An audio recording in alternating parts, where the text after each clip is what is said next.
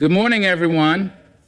Today I want to talk about a power that each and every one of us possesses, a power that can transform dreams into reality, struggles into triumphs, and desires into achievements.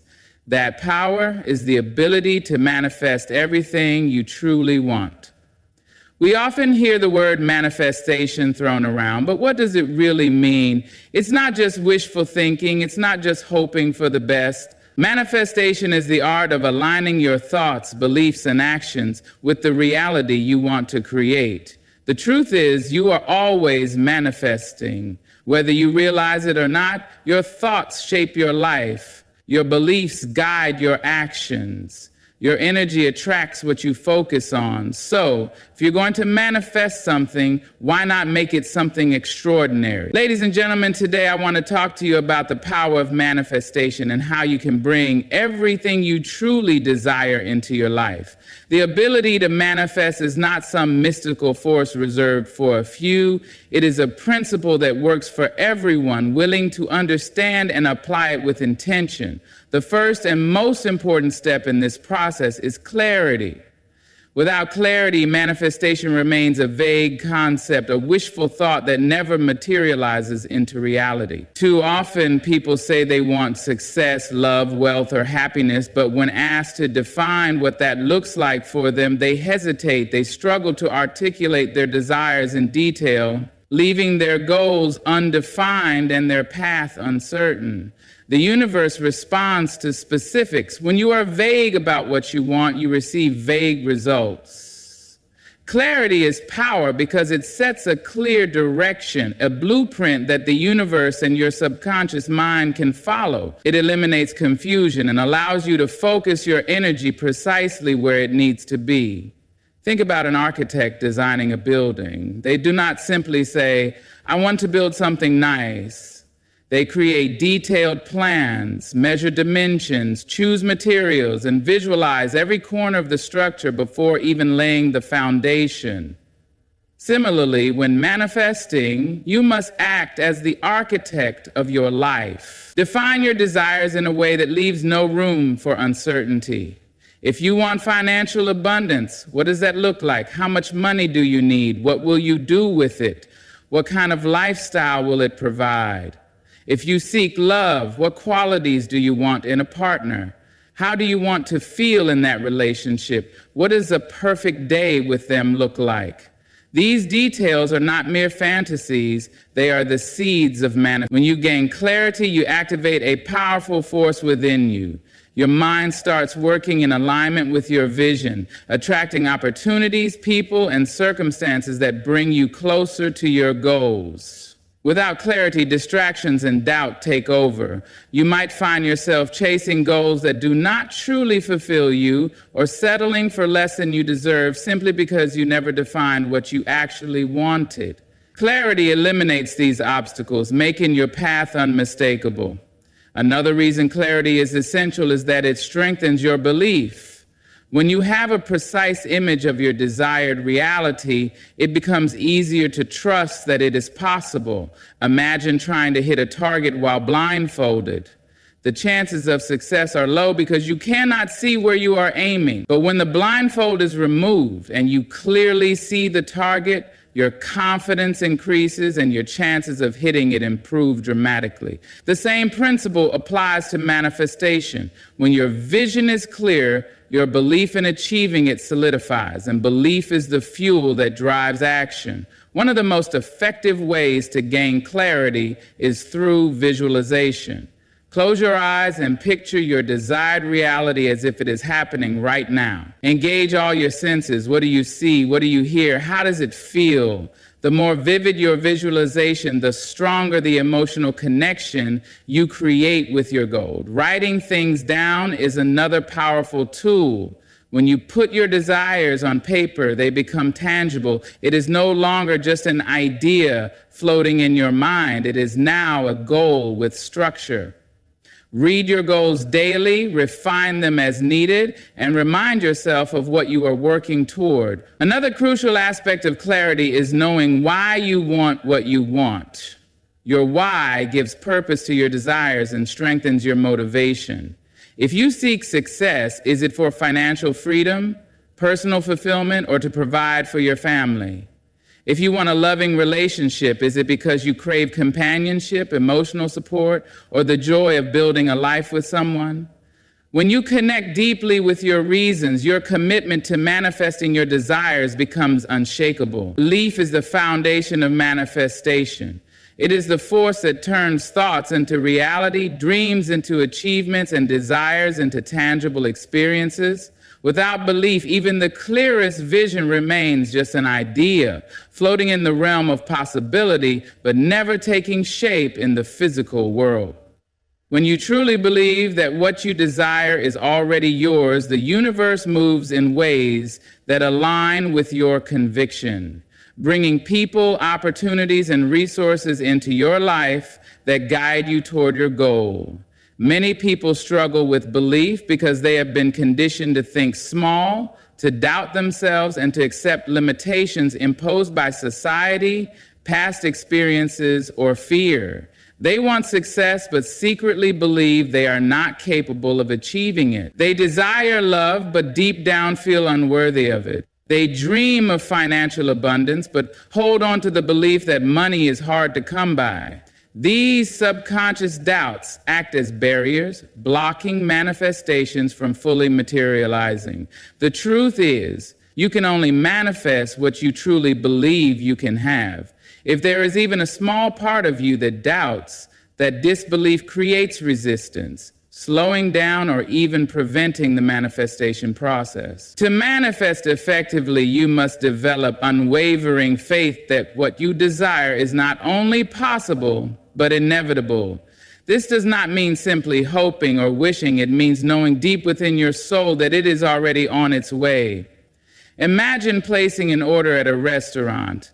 Once you tell the waiter what you want, you don't keep second guessing whether the food will arrive. You trust the process. You know the kitchen is preparing your meal, and you wait with confidence. The same principle applies to manifestation. Once you set your intention and align your thoughts, emotions, and actions with it, you must trust that it is happening.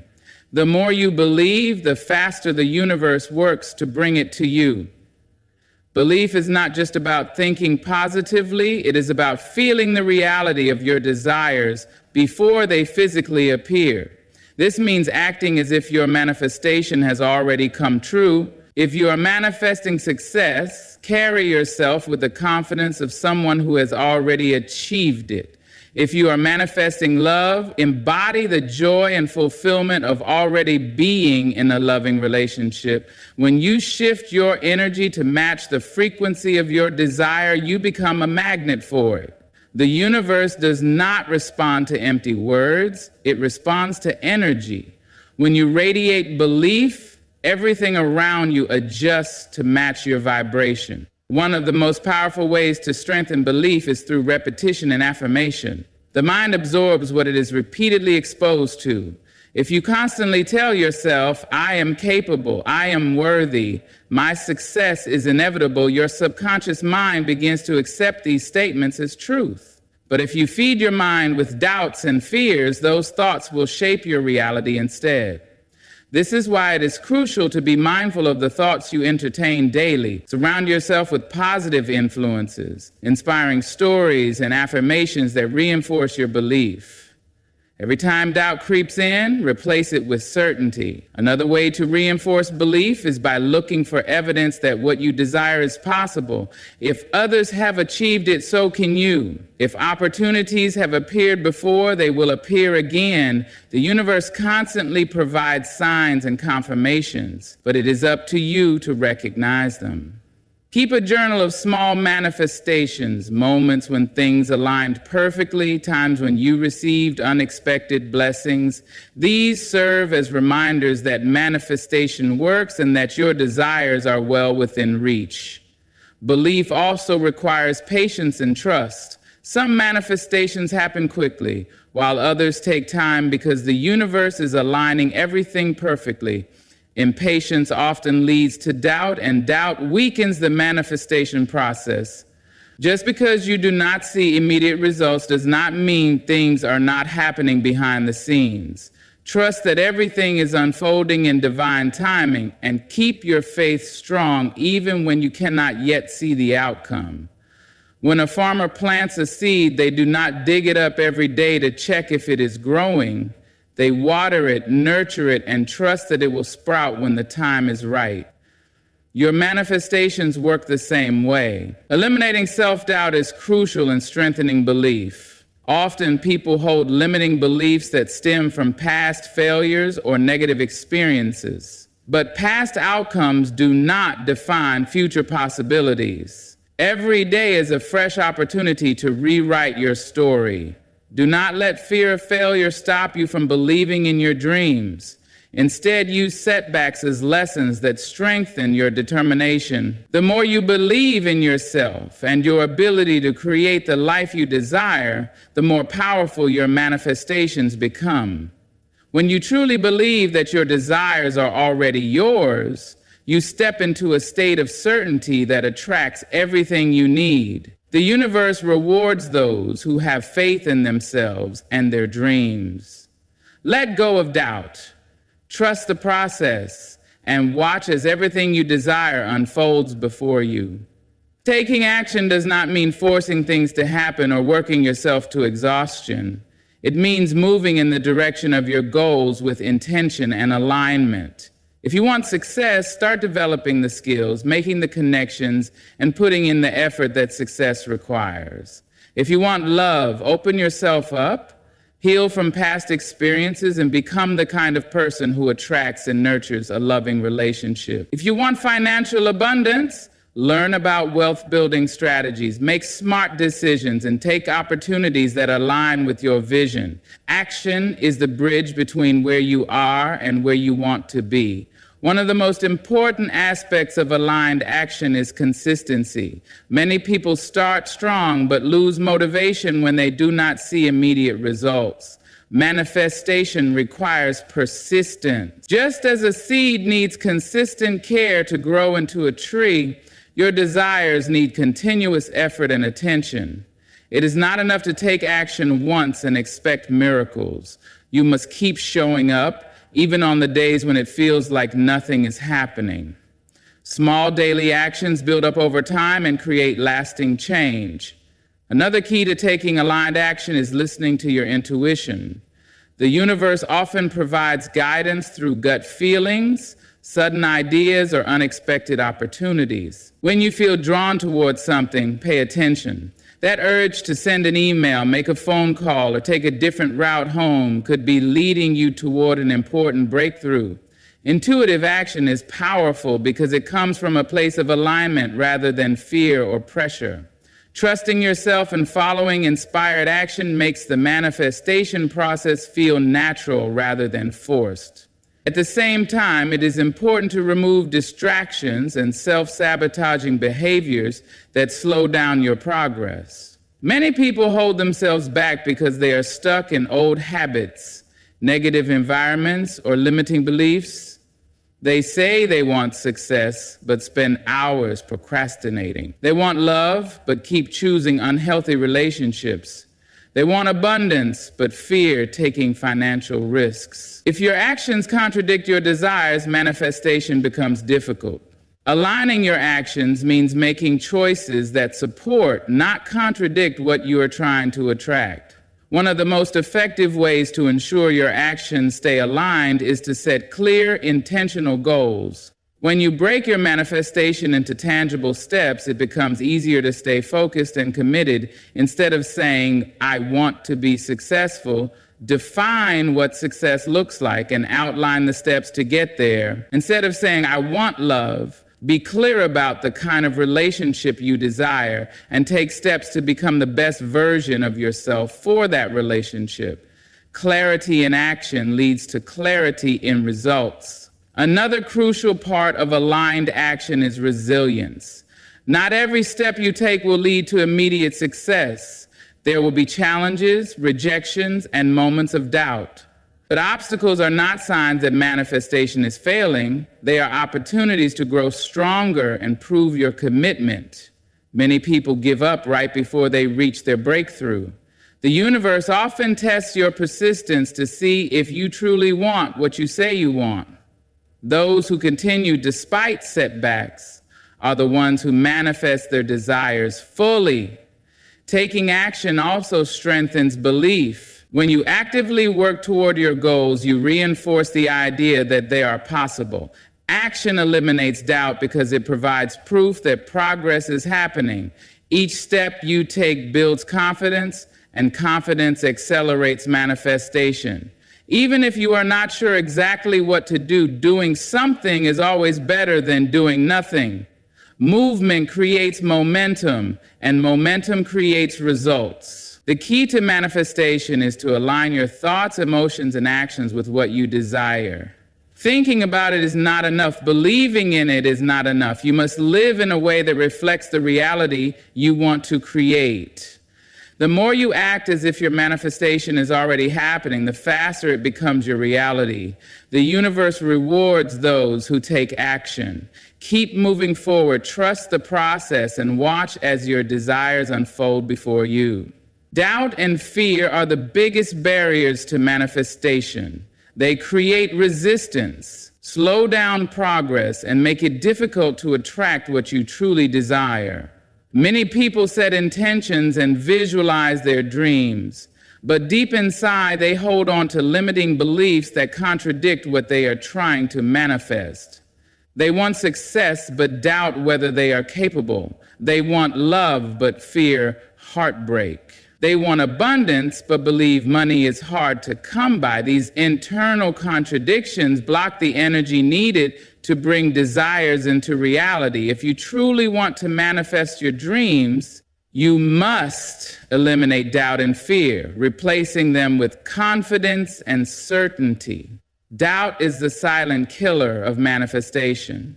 It sneaks in when you least expect it, whispering thoughts of failure and uncertainty.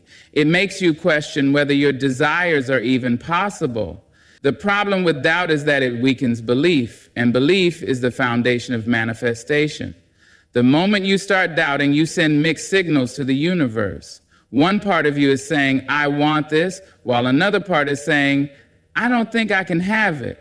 The universe cannot respond to conflicting energy. It reflects what you believe deep down, not just what you say you want. If you believe in your limitations more than your possibilities, you will manifest more obstacles rather than opportunities. Fear is another major roadblock. It paralyzes action, keeps you stuck in your comfort zone, and convinces you to settle for less than you deserve. Fear often comes from past experiences, societal conditioning, or self-imposed limitations. People fear failure, rejection, or disappointment, so they avoid taking risks. But manifestation requires action, and action requires courage. The universe rewards those who move forward despite their fears. Every time you choose courage over fear, you strengthen your ability to manifest. One of the most effective ways to eliminate doubt and fear is to challenge limiting beliefs. Ask yourself, where did this belief come from? Is it really true? Has anyone proven otherwise? Often, limiting beliefs are just outdated thoughts passed down from family, teachers, or society. They are not facts, yet they shape reality. The moment you recognize that your beliefs are just thoughts, not absolute truths, you gain the power to change them. Replace limiting beliefs with empowering ones. Instead of saying, I'm not good enough, say, I am more than capable. Instead of thinking success is hard, affirm, opportunities flow easily to me. The more you reinforce positive beliefs, the weaker your doubts become. Another way to remove fear is to take action. Fear thrives on inaction. The longer you hesitate, the stronger fear grows. But when you take even a small step forward, fear begins to shrink. Action builds confidence. Every little success you experience along the way proves to you that your dreams are possible. Manifestation is not about waiting for the fear to disappear before you act. It is about acting despite the fear. The more you push past fear, the more fearless you become. Gratitude is also a powerful tool for eliminating doubt. When you focus on what you already have and appreciate the manifestations that have already come into your life, you strengthen your belief in the process. Doubt comes from focusing on what is missing, but gratitude shifts your perspective to what is already working. The more you appreciate, the more you attract. When you recognize past successes, no matter how small, you reinforce the idea that manifestation is real and that you are fully capable of attracting more. Surrounding yourself with positivity is another important step. The people you listen to, the content you consume, and the environment you live in all influence your thoughts and emotions. If you constantly hear negativity, criticism, or discouragement, it fuels doubt and fear. But when you immerse yourself in inspiration, success stories, and uplifting energy, you reinforce belief. Read about people who have manifested their dreams. Listen to motivational speakers and engage with those who encourage your growth. The energy around you shapes the energy within you. Visualization can also help dissolve fear and doubt. When you mentally rehearse success, your brain begins to accept it as reality. Picture yourself achieving your goal, feeling the emotions of accomplishment, and experiencing the joy of manifestation. The more real it feels in your mind, the more confident you become in its possibility. Visualization creates a sense of familiarity, making your dreams feel less like distant fantasies and more like inevitable realities. Doubt and fear will always try to creep in, but you have the power to overcome them. Every time you replace a negative thought with a positive one, every time you take action despite fear, and every time you trust the process, you strengthen your ability to manifest. The universe mirrors your energy. When you radiate confidence and certainty, it responds with opportunities, breakthroughs, and blessing. Let go of doubt, release fear, and step into the reality you are meant to create.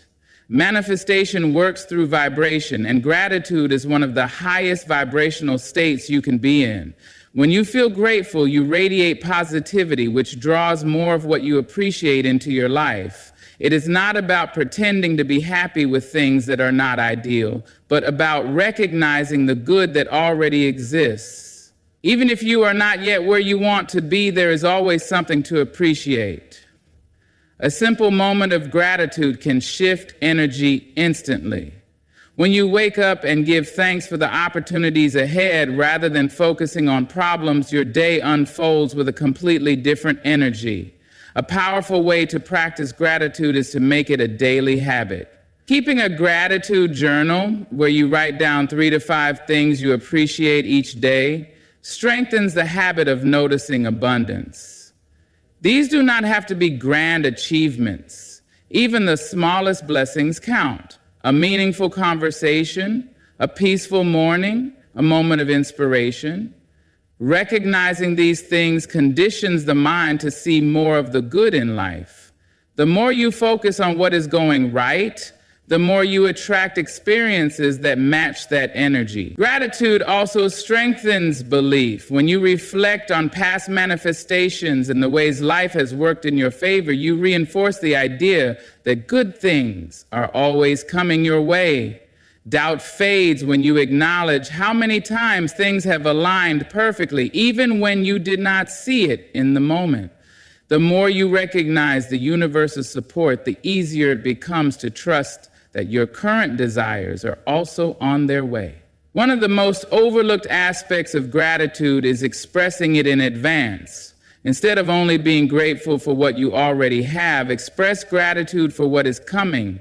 If you are manifesting success, say, "I am so grateful for the incredible opportunities coming my way." If you are manifesting love, say, "I deeply appreciate the loving relationship that is entering my life."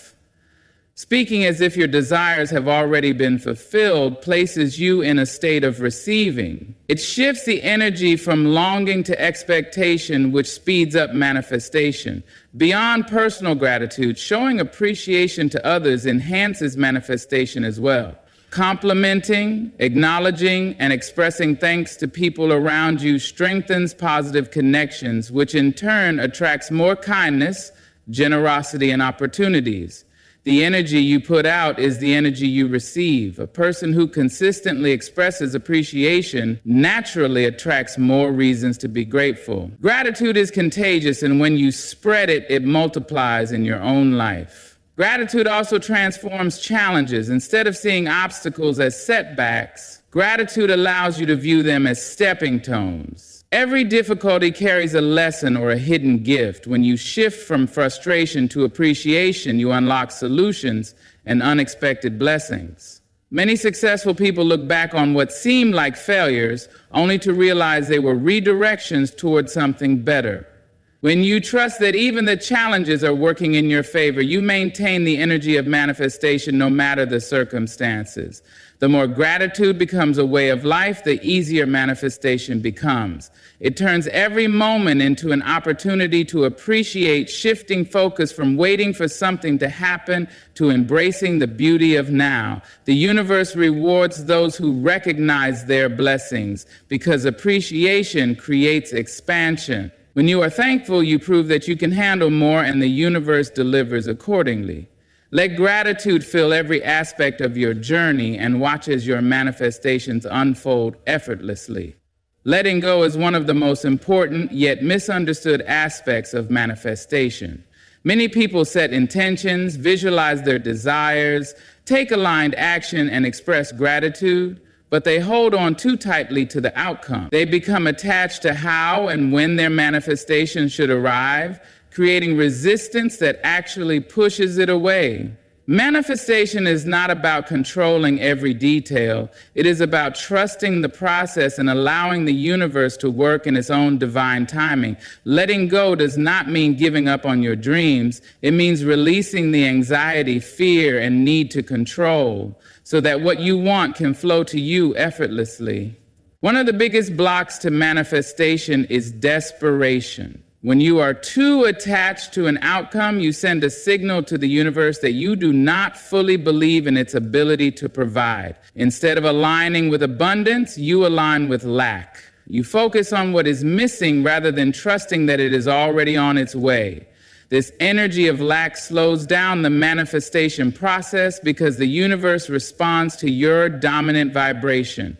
If your vibration is filled with worry, frustration, and impatience, you attract more situations that reinforce those emotions. Letting go means trusting that what you desire is already yours, even if you cannot see it yet. It is about shifting from a mindset of chasing to a mindset of receiving. When you trust that everything is unfolding perfectly, you free yourself from the need to constantly check, doubt, or force results. Just like a farmer plants a seed and trusts it will grow, you must trust that your intentions are already in motion. Constantly digging up the seed to see if it is growing only disrupts the process. One way to let go is to detach from the how and when. Many people limit their manifestations by being too specific about the way things should unfold. They set a rigid timeline and expect their desires to arrive in an exact manner. But the universe often has a better, more unexpected way of delivering what is meant for you. Sometimes delays are necessary for growth, and sometimes the path to your desire comes in a form you did not anticipate. By staying open and flexible, you allow the universe to bring your manifestation in the best possible way. Releasing attachment also requires releasing fear. Fear often makes people cling to their desires because they are afraid they will never happen. But true faith means knowing that what is meant for you will never pass you by. When you let go of fear, you shift from anxious energy to peaceful expectation. You stop trying to control every detail and start enjoying the journey. This relaxed energy actually speeds up manifestation because it aligns with the flow of the universe rather than resisting it. Another way to practice letting go is through surrender. Surrender does not mean giving up on your dreams. It means giving up the struggle. It means allowing things to unfold without forcing or resisting. When you surrender, you trust that the universe is guiding you to what is best for you, even if the path looks different from what you expected. Surrendering creates space for miracles because it allows the universe to work in ways beyond human limitation. A powerful tool for letting go is focusing on the present moment. When people obsess over the future, they create anxiety and impatience. But when they shift their focus to the present, they find peace. The present moment is where manifestation truly happens. When you engage fully in life, take inspired action, and enjoy where you are now, you create an energy that attracts even more abundance. The more you live in the now, the more aligned you are with what you desire. Letting go also means releasing emotional attachment to the outcome. Sometimes people tie their self-worth to whether or not their manifestations come true. They believe that if they do not get what they want, it means they are not good enough or that they have failed. But manifestation is not about proving anything. It is about co-creating with the universe. Your worth is not determined by whether or not something happens on your timeline. The more you detach your emotions from the outcome, the easier it is to receive. Another key to letting go is trusting divine timing. Sometimes manifestations take longer because the timing is not right. What you want may require growth, preparation, or alignment with other circumstances. Instead of feeling frustrated, remind yourself that delays are often blessings in disguise. The universe is always working in your favor, and sometimes what seems like a delay is actually protection or preparation for something even better. Letting go is about believing so deeply in your manifestation that you no longer feel the need to control it. It is about having faith that what is meant for you is already on its way, and that your job is simply to stay aligned, take action, and allow. The moment you release the need to force things to happen, you create the space for them to happen naturally. The universe rewards those who trust because trust is the highest form of belief. Relax, let go, and watch as your manifestations unfold in ways more beautiful than you ever imagined. Taking inspired action is the bridge between desire and manifestation. Many people believe that manifestation is only about thinking positively, visualizing, and believing, but without action, even the strongest intentions can remain unfulfilled. Manifestation is a co-creative process between you and the universe. While the universe aligns opportunities, opens doors, and guides you toward your desires, you must take steps forward to meet it halfway. Inspired action is not about forcing things to happen, but about moving with alignment, trust, and purpose. It is about listening to intuition, recognizing opportunities, and acting on them with confidence. One of the biggest misconceptions about manifestation is that action must always be intense, difficult, or exhausting. But inspired action is different from forced action. Forced action comes from fear, pressure, or desperation. It feels heavy and stressful. Inspired action, on the other hand, feels natural and exciting. It comes from a place of alignment where your actions flow effortlessly because they are in sync with your desires. When you are in alignment with what you want, the right steps reveal themselves in ways that feel almost effortless. Listening to intuition is key when taking inspired action. Your inner guidance system is always speaking to you, nudging you toward the right choices. Sometimes an idea will pop into your mind, or you will feel a strong pull to do something unexpected. It might be a sudden urge to start a project, reach out to a certain person, or explore a new opportunity. These intuitive nudges are not random. They are signs from the universe leading you closer to your manifestation. When you trust and act on them, you open yourself to possibilities that you might not have even considered. Many people hesitate to take action because they fear making the wrong move. They overthink, analyze, and wait for the perfect moment. But manifestation does not require perfection, it requires movement. Even small steps forward create momentum. When you act, you show the universe that you are serious about your desires, and it responds by bringing more opportunities your way. Taking action, even when you are uncertain, builds confidence and reinforces belief in your ability to create your reality. Inspired action is also about saying yes to opportunities, even when they seem small or unrelated. Sometimes the path to manifestation is not a straight line. The universe might lead you through unexpected detours, new experiences, or lessons that prepare you for your bigger desires. If you wait only for obvious, massive opportunities, you might miss the smaller steps that are essential for your growth. By remaining open and taking action whenever something feels aligned, you create a path for bigger breakthroughs. Another key aspect of inspired action is persistence. Many people give up too soon, thinking that if something does not happen immediately, it is not meant to be. But manifestation often requires patience and consistency. The most successful people did not stop after one setback. They kept going despite challenges. Every action you take sends a message to the universe that you are committed. Even when results do not appear right away, trust that every step is contributing to the bigger picture. Energy plays a huge role in action. If you take action from a place of stress or desperation, you create resistance. But when you act with joy, curiosity, and excitement, you align with the frequency of success. If something feels too forced or draining, it may be a sign that you need to realign or take a different approach. Inspired action should feel good, even if it pushes you out of your comfort zone. Growth happens when you stretch beyond what feels familiar while staying connected to your passion. Taking action also means embodying the version of yourself that has already manifested your desire. Instead of waiting for success before acting like a successful person, start showing up as that person now. If you want to attract love, embody self-love and confidence. If you want financial abundance, adopt the mindset and habits of someone who is already prosperous. By acting as if your manifestation is already reality, you shift your energy to match your desires, making them manifest faster. Manifestation is a process of belief, trust, and movement. When you align your thoughts, emotions, and actions with your desires, you become an unstoppable force.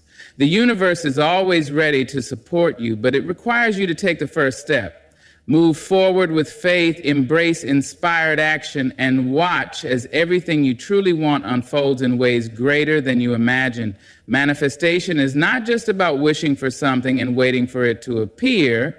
It is about aligning your thoughts, emotions, and actions with your desire. It is about believing with unwavering faith, visualizing with clarity, feeling gratitude for what you already have, and trusting that the universe is working in your favor. It is about letting go of fear, releasing resistance, and taking inspired action toward your dreams. When you embody the energy of what you seek, you naturally attract it into your life. You have the power to manifest everything you truly want. You are worthy of abundance, love, success, and fulfillment. The key is to remain patient, stay open to the unexpected, and trust that the journey is just as important as the destination. Keep visualizing, keep acting, and keep manifesting. May your path be filled with clarity, abundance, and limitless possibilities. Good luck on your journey, and may you manifest everything your heart desires. Thank you.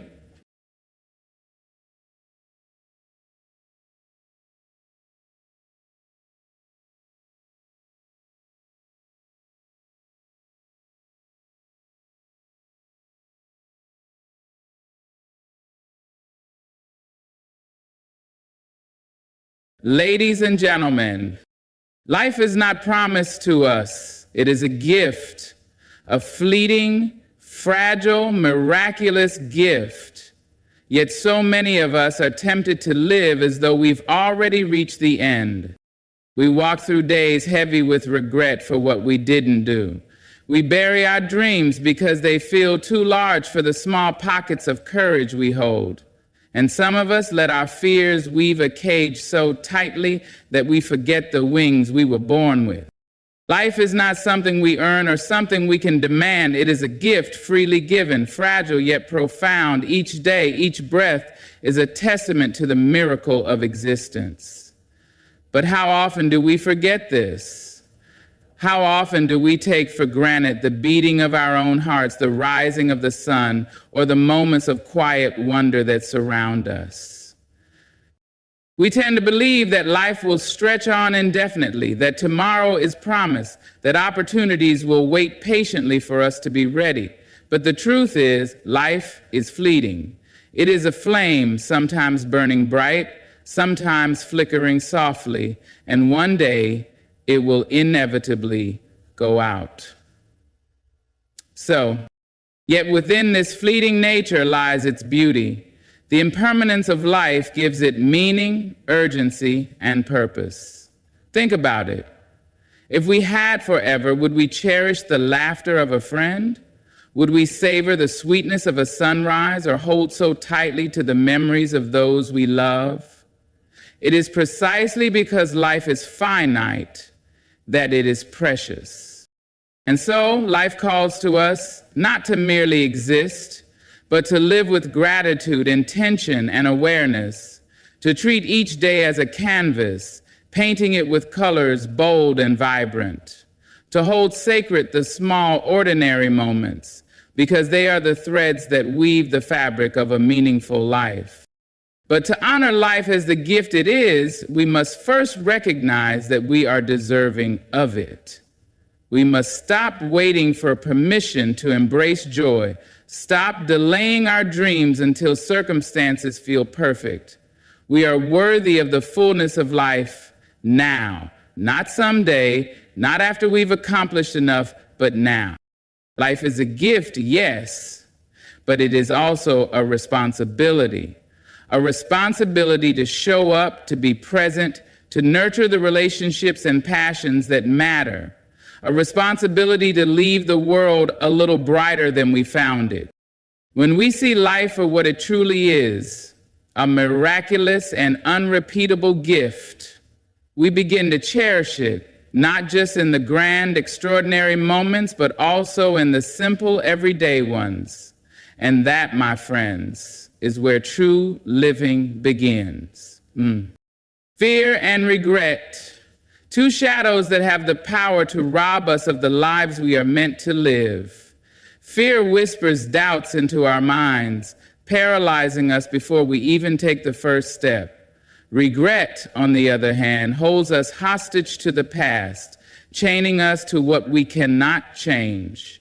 Together, they can make us feel small, defeated, and stuck. But here's the truth. Fear and regret are not the enemies we often imagine them to be. They are part of the human experience, and when faced with courage and self-compassion, they can become the greatest teachers we will ever know. Fear is natural. It arises because we care about our dreams, our relationships, our future.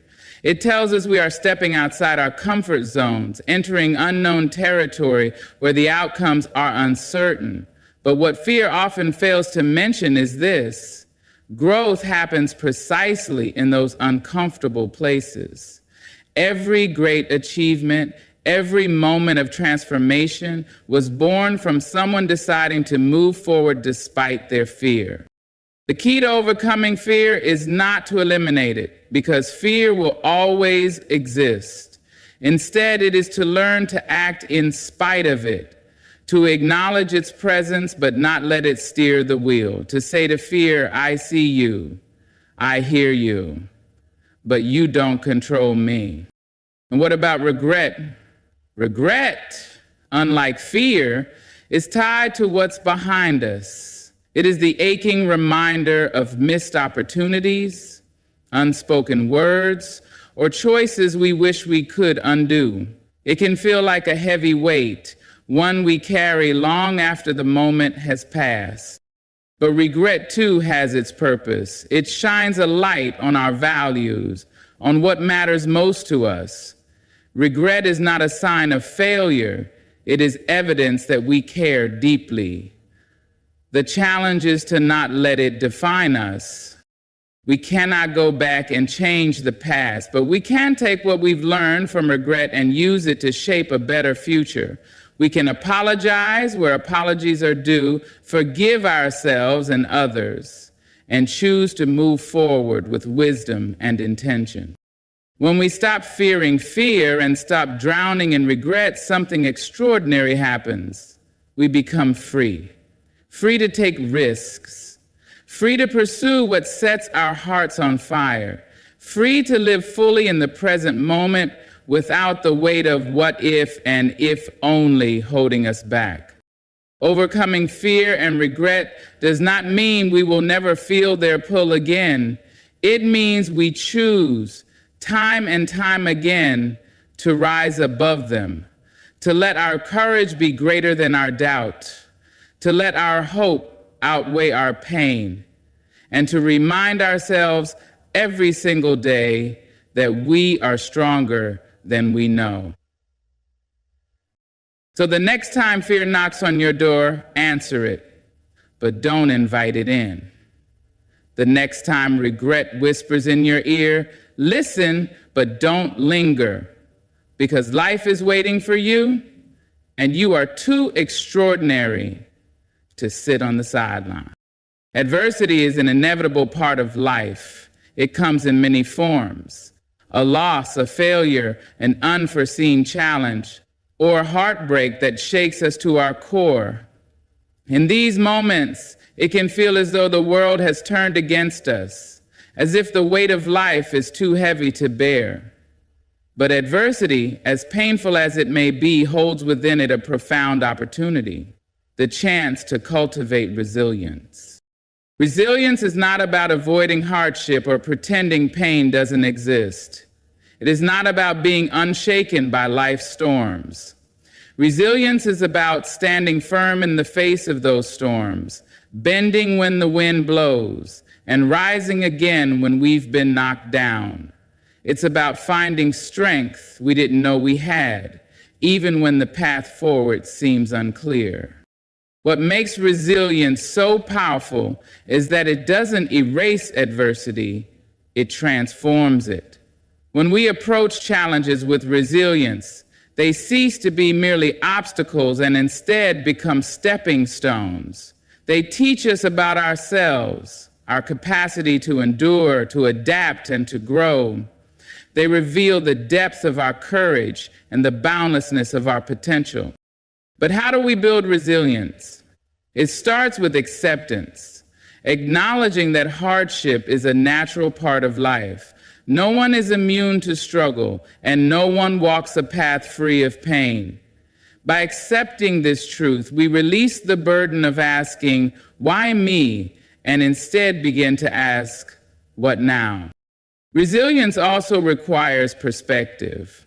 When we're in the thick of adversity, it's easy to feel like it will last forever. But life is never static. Just as seasons change, so too do our circumstances. Pain, no matter how overwhelming, is temporary. And while we may not always have control over what happens to us, we have control over how we respond. Another cornerstone of resilience is connection. We were not meant to face life's challenges alone. Leaning on others, friends, family, mentors, does not make us weak. It makes us human. In times of struggle, a kind word, a listening ear, or simply the presence of someone who cares can be the lifeline that keeps us afloat. Self-compassion is equally important. Resilience is not about being unbreakable or perfect. It's about showing ourselves grace when we stumble, forgiving ourselves when we fall short, and recognizing that every step forward, no matter how small, is a victory. Adversity can also serve as a mirror, reflecting what truly matters in our lives. It strips away the superficial and forces us to focus on our values, our relationships, and our purpose.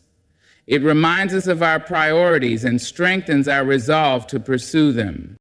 When we develop resilience, we discover that we are far stronger than we ever imagined.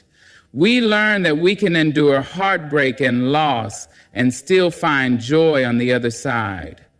We realize that failure is not the end, but rather a teacher guiding us toward growth. Resilience doesn't just help us survive adversity, it helps us thrive because of it. It allows us to emerge from challenges not just intact, but transformed, with a deeper understanding of who we are and what we are capable of. So when adversity comes, and it will, remember this: it is not here to defeat you, it is here to shape you, to mold you, and to awaken the unshakable strength that lies within you. And each time you rise after falling, you are proving to the world and to yourself that you are a force to be reckoned with. Living authentically is one of the most profound and liberating acts we can undertake in this life. It means embracing who we truly are, not the version of ourselves that others expect, not the image we think the world wants to see, but our real, raw, unfiltered selves. It is about standing firm in our truth, even when it feels vulnerable or uncomfortable. To live authentically is to recognize that we are each unique. From the way we think to the dreams we hold dear, no two people share the same combination of experiences, talents, and perspectives. This individuality is not a flaw. It is our greatest strength. Yet, so often, we suppress it. We hide our true selves behind masks because we fear rejection, judgment, or failure. The pressure to conform is everywhere, in the opinions of society, in the expectations of family and friends, in the subtle and not so subtle messages that tell us who we should be. We learn to downplay our quirks, quiet our voices, and fit ourselves into molds that were never meant for us. But when we do this, we pay a price. We lose connection with who we are at our core. We dim our light, and in doing so, we deprive the world of the brilliance only we can offer. Living authentically begins with self-awarenesses. It requires us to ask hard questions. Who am I really? What do I value? What do I believe? These are not easy questions to answer, especially if we've spent years prioritizing the expectations of others over our own truth. But self-awareness is the foundation of authenticity. It allows us to strip away the layers of pretense and reconnect with the person we were always meant to be. Authenticity also requires courage. It takes bravery to show up as yourself in a world that often demands conformity. It means being willing to stand out, to speak your truth, and to make choices that align with your values, even when those choices are unpopular. It means understanding that you will not be everyone's cup of tea, and that's okay. You are not here to please everyone. You are here to live your life in a way that feels true to you. Living authentically doesn't mean being perfect.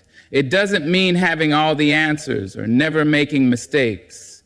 In fact, authenticity thrives in imperfection. It's about being honest with yourself and others, admitting when you're wrong, and owning both your strengths and your flaws. It's about saying, this is who I am, and I'm okay with that. When you live authentically, you invite others to do the same. Your courage to be yourself can inspire those around you to drop their masks and embrace their truth. Authenticity is contagious. It creates deeper connections, builds trust, and fosters a sense of belonging. Living authentically also allows you to align your actions with your values. It means making decisions not based on what looks good or what others expect, but on what feels right for you. This alignment brings a sense of peace and fulfillment that cannot be found in living someone else's idea of success. However, authenticity is not a destination, it's a practice. It's a daily choice to show up as yourself, even when it's hard. It's a commitment to listening to your inner voice, honoring your needs, and living in alignment with your truth.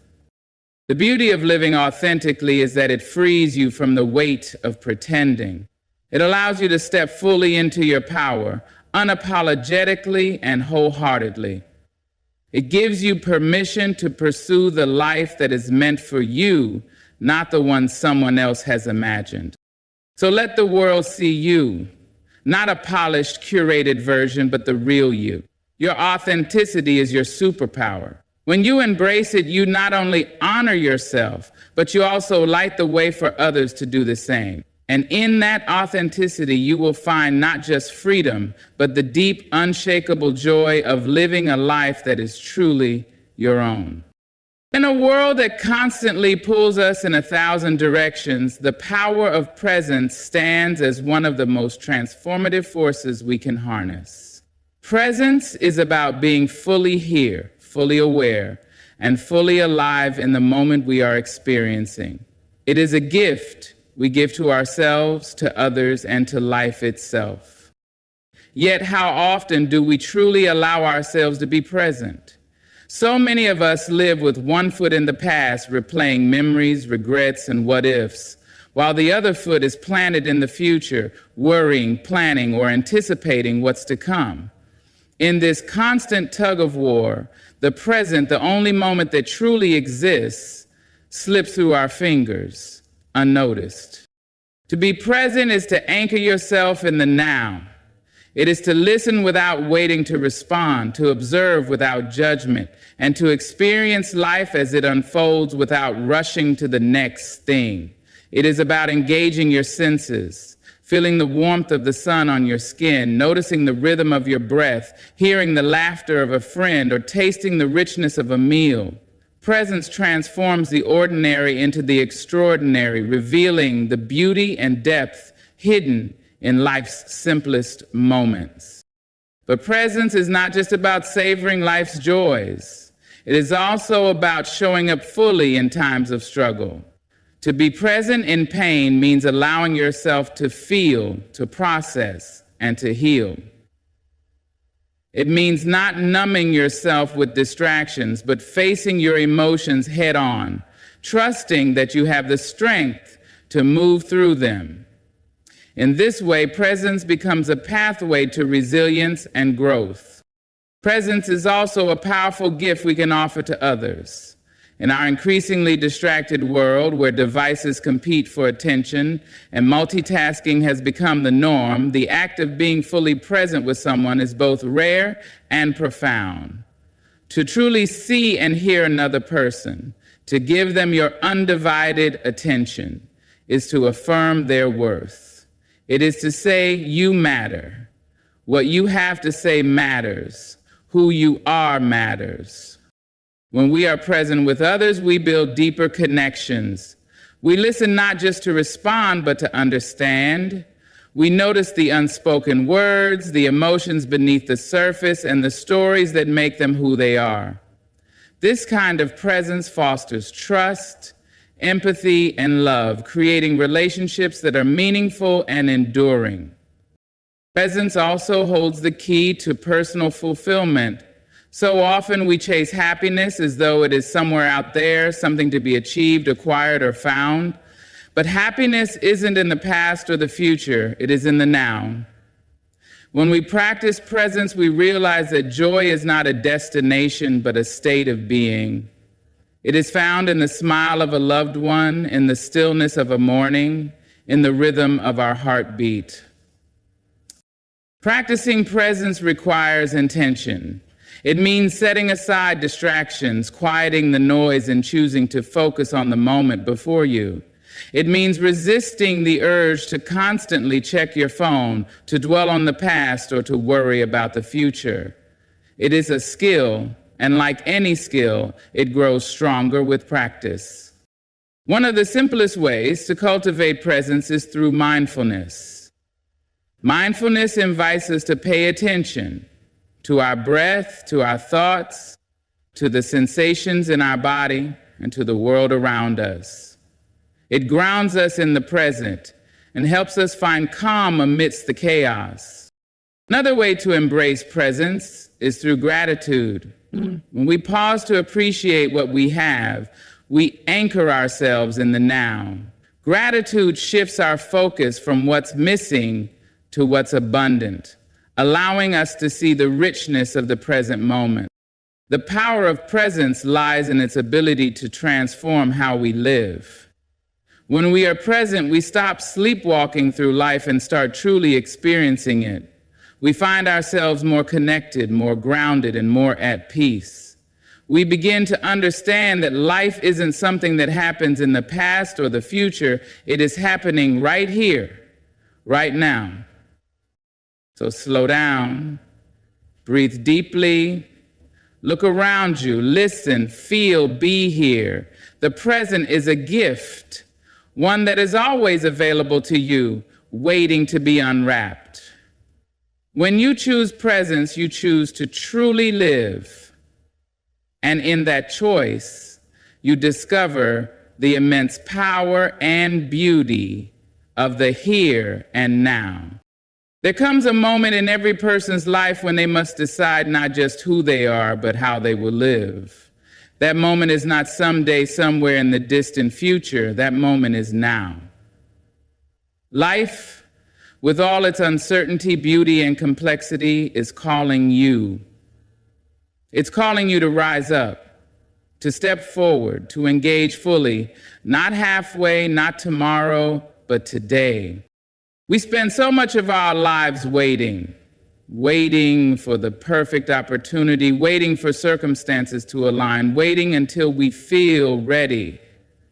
But the truth is, there is no perfect moment, there is only this one. And every second you spend waiting is a second you could be living. So why not spend the rest of this opportunity? So I ask you, what are you waiting for? What dream have you placed on the back burner? What truth are you holding back because you fear how others might perceive it? What passion have you buried beneath the rubble of doubt? This is your call to action. It is your reminder that you don't need permission to live boldly, to pursue what sets your soul on fire, to become the person you were always meant to be. The world is waiting for you, not a half-hearted version of you, but the real you, the fearless you, the you who dares to try even when success is uncertain. Life is not meant to be played small. It is not meant to be lived in the shadow of fear, regret, or the expectations of others.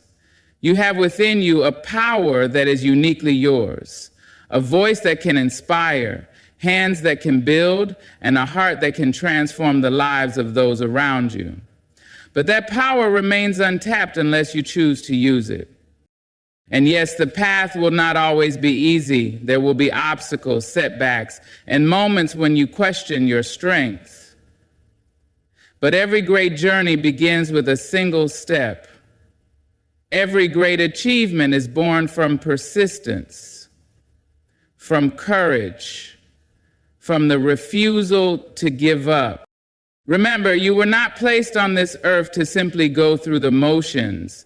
You are here to leave a mark, to shine brightly, to create, to give, to love, and to live in a way that honors the gift of your existence. So start where you are. Take the first step, no matter how small it may seem. Write the first word of the book you've been dreaming of. Say yes to the opportunity that scares you. Pick up the phone and mend a broken relationship. Speak up for what you believe in. Whatever your calling may be, answer it.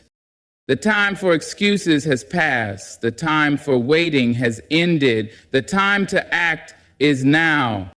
Think of the legacy you want to leave behind. Not in terms of fame or fortune, but in the impact you've had on the people around you.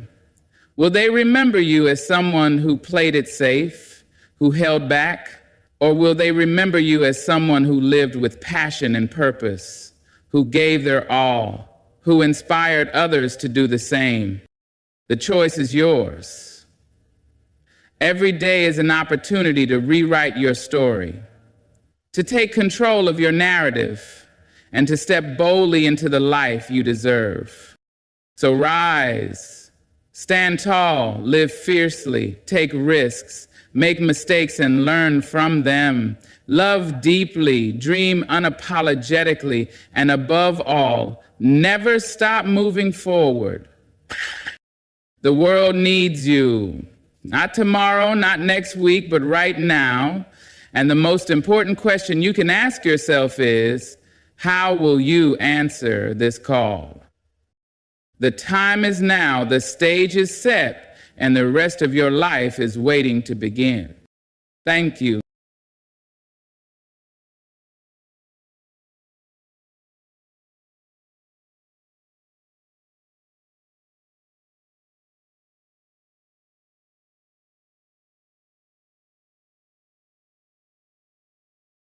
Dear friends, there is a truth that cannot be denied. Life will place weights upon your shoulders. Life will test the rhythm of your heart. Life will press against your spirit and dare you to fall. But you and I know that strength is not born in the sunshine. It is born in the storm. It is born when the night is long and you are tempted to give up. It is born when the voice inside whispers to stop and you answer back with courage. Mental strength is a muscle. It is not gifted, it is not purchased, it is built. And it is built in the quiet corners of each day. It is built when you wake and choose gratitude instead of complaint. It is built when you rise after failure and walk again. It is built when you keep your word to yourself, when you honor your dreams with discipline, when you speak life to your own weary soul. Every small decision is a weight lifted. Every act of resilience is a repetition. Every moment of endurance is training for the spirit. So do not wait for strength to suddenly arrive. Do not hope for courage to simply appear. You must practice it. You must build it as a sculptor builds form out of stone, with patience, with persistence, with the knowledge that each day offers a chance to grow. The world may say you are not ready. The world may call you weak. But remember, no one sees the seed before it becomes the tree. No one hears the music before it is sung. Your strength may be unseen today, but it is being formed inside you, layer upon layer, moment upon moment. Mental strength is not hardness. It is not closing yourself away from pain. It is the openness to endure it and still keep faith. It is the choice to forgive when bitterness wants to stay. It is the courage to try when fear shouts no. It is the grace to fall and yet stand taller the next time. And the beauty of it all is that you do not need a grand arena to build it. You build it while standing in the line with patience. You build it when listening instead of shouting. You build it when choosing peace over chaos. Mental strength grows through consistency, not convenience. So commit to small daily acts of resilience. That truth alone holds the weight of transformation. Too many of us wait for perfect conditions before we decide to become stronger. We think we will build our character when life finally settles down. We believe we will stand tall when circumstances allow us to rest. But the truth is, strength is not born in comfort. It is not born in the easy hours. It is built in the moments when we are tested and choose to respond with discipline rather than ease. It is built in the quiet repetitions of daily practice, when no one is watching and no applause is waiting. Consistency is the soil in which mental strength takes root. Every time you wake and choose to honor your commitments, you are adding another layer of strength. Every time you choose to walk forward when it would be easier to stand still, you are training your mind. The journey is not about grand victories that arrive in bursts of inspiration. It is about steady choices, the daily lifting of inner weights that may feel invisible but are shaping your spirit. Convenience will whisper to you that skipping today will not matter, but strength is not built by skipping. It is built by showing up for yourself again and again. Think of the body. Muscles do not grow after one day at the gym. They grow after repeated effort, after days and months of consistent practice. The same is true for the mind. If you only practice resilience when life demands it, you will never be ready for the greater storms. But if you build it daily, if you condition your heart to endure the small trials, then when the heavy trials come, you will find yourself stronger than you knew. Consistency is the quiet teacher that prepares you for the moments you thought you could not survive. There is no shortcut to building strength. Convenience offers shortcuts, but those paths crumble when tested. The true path is walked each day through the simple decisions you make. It is in the choice to rise when your bed calls you to stay. It is in the choice to remain calm when frustration tries to take hold. It is in the choice to keep promises even when no one else will ever know if you broke them. These small acts become a foundation, and over time that foundation becomes unshakable. Convenience will tempt you to stop, to choose what is easy, to step back when life presses forward. But every time you choose consistency instead, you are writing a different story for yourself. You are declaring to the world and to your own soul that you are not controlled by passing moods or fleeting desires. You are stronger than that. You are disciplined enough to keep moving, and in that discipline lies freedom. For when you have trained your mind to be strong through daily practice, you are no longer bound by fear, no longer broken by setbacks, no longer shaken by the noise around you. Consistency may not look heroic in the moment. No one claps when you choose patience. No one celebrates when you keep faith. But those small victories matter more than you know. They are invisible bricks stacked one upon another, building the fortress of your spirit. And when the winds blow, that fortress will not fall. Others may wonder how you endure, how you rise, how you remain steady. The answer will not be found in sudden bursts of courage, but in the daily acts of resilience that built your strength long before the storm arrived. So trust the process. Trust the slow growth that comes from daily commitment. Strength is not a gift. It is not a lucky chance. It is the reward of those who choose consistency over convenience. Build it today. Build it tomorrow. Build it until it becomes who you are. Every challenge is a weight to lift, and each lift makes your inner muscle stronger. That is the way life shapes us. We are not given strength without effort. We are not gifted resilience without trial. Just as the body must press against resistance to grow, the mind must face obstacles to become unshakable. Each challenge that enters your path is not a punishment, but a tool, a piece of training crafted to shape you into the person you are meant to be. When life lays a burden upon you, you have two choices. You can see it as something unfair, something designed to break you, or you can see it as a weight you are invited to lift. The weight may be heavy. It may stretch you to the very edge of your ability. It may even bring you to your knees. But the moment you choose to lift, to push against it, to rise even while trembling, something happens inside of you. A new strength begins to form. A new capacity begins to grow. And with each repetition, with each challenge endured, the inner muscle of resilience becomes stronger. We must learn to stop fearing challenges as if they are walls meant to block us.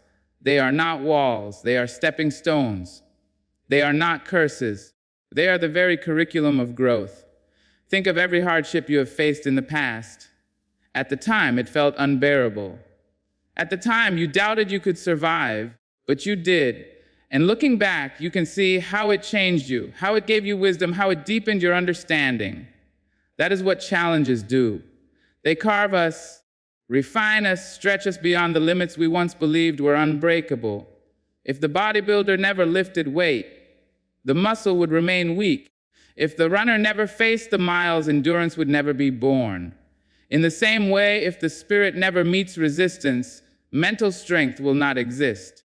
So when the test arrives, when the setback strikes, when the path becomes hard, let your heart whisper, "This is the weight I must lift." Because every lift is growth. Every push builds strength. Every obstacle teaches you who you really are. The beauty of it all is that you do not need to face enormous battles to grow. Even the small challenges count. Waking early when you want to stay in bed. Holding your tongue when anger rises. Staying committed when distractions call you away. These are weights too. They may not seem heavy, but lifting them builds strength just the same. And the more you lift the small weights, the more prepared you are when life hands you the heavy ones. There will be days when the weight feels impossible, when every ounce of you wants to lay it down. That is the very moment you must remember that growth never comes without resistance. The pain of lifting is temporary. The strength it gives you lasts a lifetime. And every time you carry something you thought you could not bear, you discover a deeper well inside of you. You discover that you are stronger than you once believed. Challenges do not come to humiliate you. They come to elevate you. They are not here to shrink you. They are here to expand you. Each difficulty is not the end of your story, but a new chapter, one that will reveal your resilience if you dare to keep turning the page. You cannot control the weights life gives you, but you can control how you lift them. You can control how you grow through them, and you can choose to see each one as a sacred chance to train the muscle of the mind. So the next time life places a challenge before you, do not run from it. Do not curse it. Do not fear it. Stand firm and lift it. Let it stretch you. Let it shape you. Let it make you strong. Because every challenge is a weight to lift, and each lift makes your inner muscle stronger. Discipline is the training ground where strength is shaped and character is defined. Without discipline, even the greatest potential remains unused. We all carry within us the possibility to rise, to endure, to shine, but possibility without practice fades into nothing. It is discipline that bridges the gap between who we are today and who we are capable of becoming. It is the steady rhythm of daily effort that sculpts the raw material of our spirit into resilience and power. Discipline is not about punishment. It is not about living a joyless life. It is about order. It is about choosing what matters most over what feels good for only a moment. It is the art of showing up when the world says you can rest. It is the decision to keep walking even when no one notices. It is the silent agreement you make with yourself that you will not quit on your own promise. Mental strength is not born out of chaos. It is born out of the quiet discipline of keeping faith with yourself. When you train the body, discipline teaches you to push past fatigue, to stretch beyond limits. When you train the mind, discipline teaches you to focus, to resist the pull of distraction, to keep going when your emotions urge you to stop. Discipline may feel heavy in the moment, but it is lighter than the weight of regret. For regret asks, what if you had tried harder? What if you had remained consistent? What if you had not quit? Discipline saves you from that haunting voice because discipline ensures you gave your best. Many people wait for motivation, believing they can only act when inspiration strikes. But motivation is fleeting. It rises and falls like the wind. Discipline, however, is steady. It does not wait for inspiration. It does not bend to moods. It acts because it knows action shapes character. If you rely on motivation, you will move sometimes. If you rely on discipline, you will move always. And with each consistent step, mental strength grows unshaken by circumstance or fleeting feelings. Every choice is a test of discipline. When you choose patience over reaction, you practice it.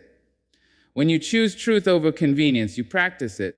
When you choose to complete the task rather than abandon it halfway, you practice it. These moments may seem small, but they define you. They are the daily training ground where strength is forged. The world may never see the battles you fight within yourself, but those victories matter most. They are the quiet proof of discipline, shaping you into someone who cannot be easily moved. The path of discipline is not always celebrated. In fact, it is often lonely. While others may choose ease, you choose effort. While others may give in, you stand firm. While others may scatter their energy, you focus yours. And in time, when the storm arrives and others fall, you will stand not because you were lucky, but because you were trained. Discipline had already prepared you to carry the weight. It had already carved into you the strength needed for the hardest of days. Discipline also reveals character. It shows who you are when no one is watching. It shows whether you honor your own word or break it when life becomes difficult. A strong mind is not built on grand speeches or loud declarations, but on quiet consistency. On the mornings when you rise, even though you are tired. On the nights when you push through, even though you are weary. These acts of discipline define the person you are becoming, and with every decision, you are either strengthening or weakening the muscle of the mind. There is freedom in discipline. Freedom to know that no matter what comes, you are prepared. Freedom to know you have control over your choices even when life feels uncontrollable. Freedom to stand steady in a world that wavers. Mental strength is the gift discipline gives, but only to those who are willing to pay the price of consistency. So let discipline be your training ground. Let it shape you when convenience tempts you. Let it define your character when life tests you. And let it be the steady force that turns your potential into power. Because discipline is the training ground where strength is shaped and character is defined. True power is not avoiding pain, but learning to endure and rise through it. Many people believe strength means a life free from hardship, a path untouched by sorrow, a journey without wounds. But life does not work that way. Pain is woven into the very fabric of existence. Loss, disappointment, rejection, failure. They are part of the human story. The measure of a strong mind is not whether it avoids these chapters, but how it turns those chapters into lessons, how it keeps walking even when the road is broken beneath its feet. Avoiding pain may feel safe, but safety does not build strength. When you shield yourself from every challenge, you also shield yourself from growth. The butterfly does not gain wings without the struggle of breaking free from the cocoon. The seed does not become a tree without pushing through the dark soil. In the same way, you cannot discover your own depth without walking through pain. It is in enduring that you learn what you are truly made of. It is in rising after being knocked down that you uncover the power you never knew you had. There is a quiet dignity in facing pain and not letting it define you. To endure is not to deny your hurt, nor is it to pretend that suffering is easy. To endure is to acknowledge the ache, to honor your tears, but still to take the next step. Endurance says, this wound is real, but it will not end me. This sorrow is heavy, but I will carry it until it grows lighter. This fall is painful, but I will stand again. That is where power lies, not in escaping the fire, but in walking through it without losing your soul. Many believe strength is about hardness, about never showing weakness. But true power is different. True power allows you to bend without breaking. It allows you to feel without surrendering. It allows you to face storms, cry through them if you must, and yet not let the storm own you. It is endurance that builds this kind of power. Endurance does not silence the pain. It teaches you to move with it until you rise beyond it. Think of the times in your life when pain seemed unbearable. At first, you may have thought it was the end. Yet with time, with courage, with small steps of endurance, you came through. You discovered a new strength within you. And though the scar may remain, it became a reminder not of your weakness, but of your ability to survive. Every scar is proof that you endured, that you rose, that you kept moving when you had every reason to stop. Pain can be a teacher if we allow it. It teaches patience, for healing is never instant. It teaches compassion, for when you have suffered, you understand the suffering of others more deeply. It teaches resilience, for each time you endure, you are stronger for the next challenge. Pain may try to break you, but if you choose to rise, it becomes the very tool that shapes you. Without pain, your strength would remain untested. With pain, your strength becomes undeniable. To avoid pain is to avoid life itself. To endure it is to embrace the fullness of living. And to rise through it is to claim victory over the very thing that tried to defeat you. Do not fear pain when it arrives. Do not hide from it. Face it with courage. Endure it with patience. Rise from it with grace. For this is where true power is found. Because true power is not avoiding pain, but learning to endure and rise through it. Mental strength is built in silence when you keep promises only you will know. There is a sacredness in those quiet moments when no one is watching, when no applause is waiting, and when no one will ever know whether you followed through or not. These are the places where true strength is born, not in the loud arenas of recognition, but in the still corners of discipline. When you tell yourself you will rise early and you do, even if no one sees it, you grow. When you whisper to your heart that you will not give up today, and you honor that whisper, you build the unseen muscle of resilience. It is easy to keep promises when the world holds you accountable. It is easy to do the right thing when people are watching. But the real test comes when you stand alone, when the only voice to answer to is your own. In those silent spaces, the strength of your character is revealed. Do you honor your word, or do you break it because no one will ever know? Mental strength is forged in that choice. Each time you choose truth over convenience, each time you keep faith with yourself, you are shaping a mind that cannot be shaken. The world often praises visible victories, but the invisible ones matter more. No one may celebrate when you resist the temptation to quit. No one may notice when you stay disciplined in the quiet hours of the night. No one may applaud when you finish what you promised yourself you would do. But those small victories build you in ways that cannot be undone. They create a confidence that does not rely on others. They create an inner trust that becomes unbreakable. For when you can trust yourself to keep your own word, you carry a strength that no one can take from you. The silence of discipline is often the heaviest silence. It is where excuses grow loud, where comfort tempts you, where the easy path calls your name. Yet when you choose to honor your promise in that silence, you gain something more valuable than comfort. You gain integrity. You gain self-respect. You gain a strength that becomes your foundation. It is not about being perfect, it is about being consistent. Each small act of self-respect builds a fortress of resilience within you. Mental strength is not only about facing storms and carrying burdens. It is about mastering yourself in the quiet, ordinary hours. It is about refusing to betray your own word. Because once you break trust with yourself, you weaken the very muscle you are trying to build. But when you keep faith, even in the smallest things, you grow into someone unshakable. A person who has learned to conquer themselves cannot be conquered by the world. There is a freedom in keeping promises no one else will ever know. It frees you from seeking validation. It frees you from the need for constant recognition. It roots your strength in something deeper, something no one else controls. You do not need the world to approve of you because you know within yourself that you are strong, consistent, and faithful to your own word. That kind of strength cannot be faked. It is not borrowed from others. It is yours alone. So honor the silent promises. Keep faith with the commitments that only your own heart has heard.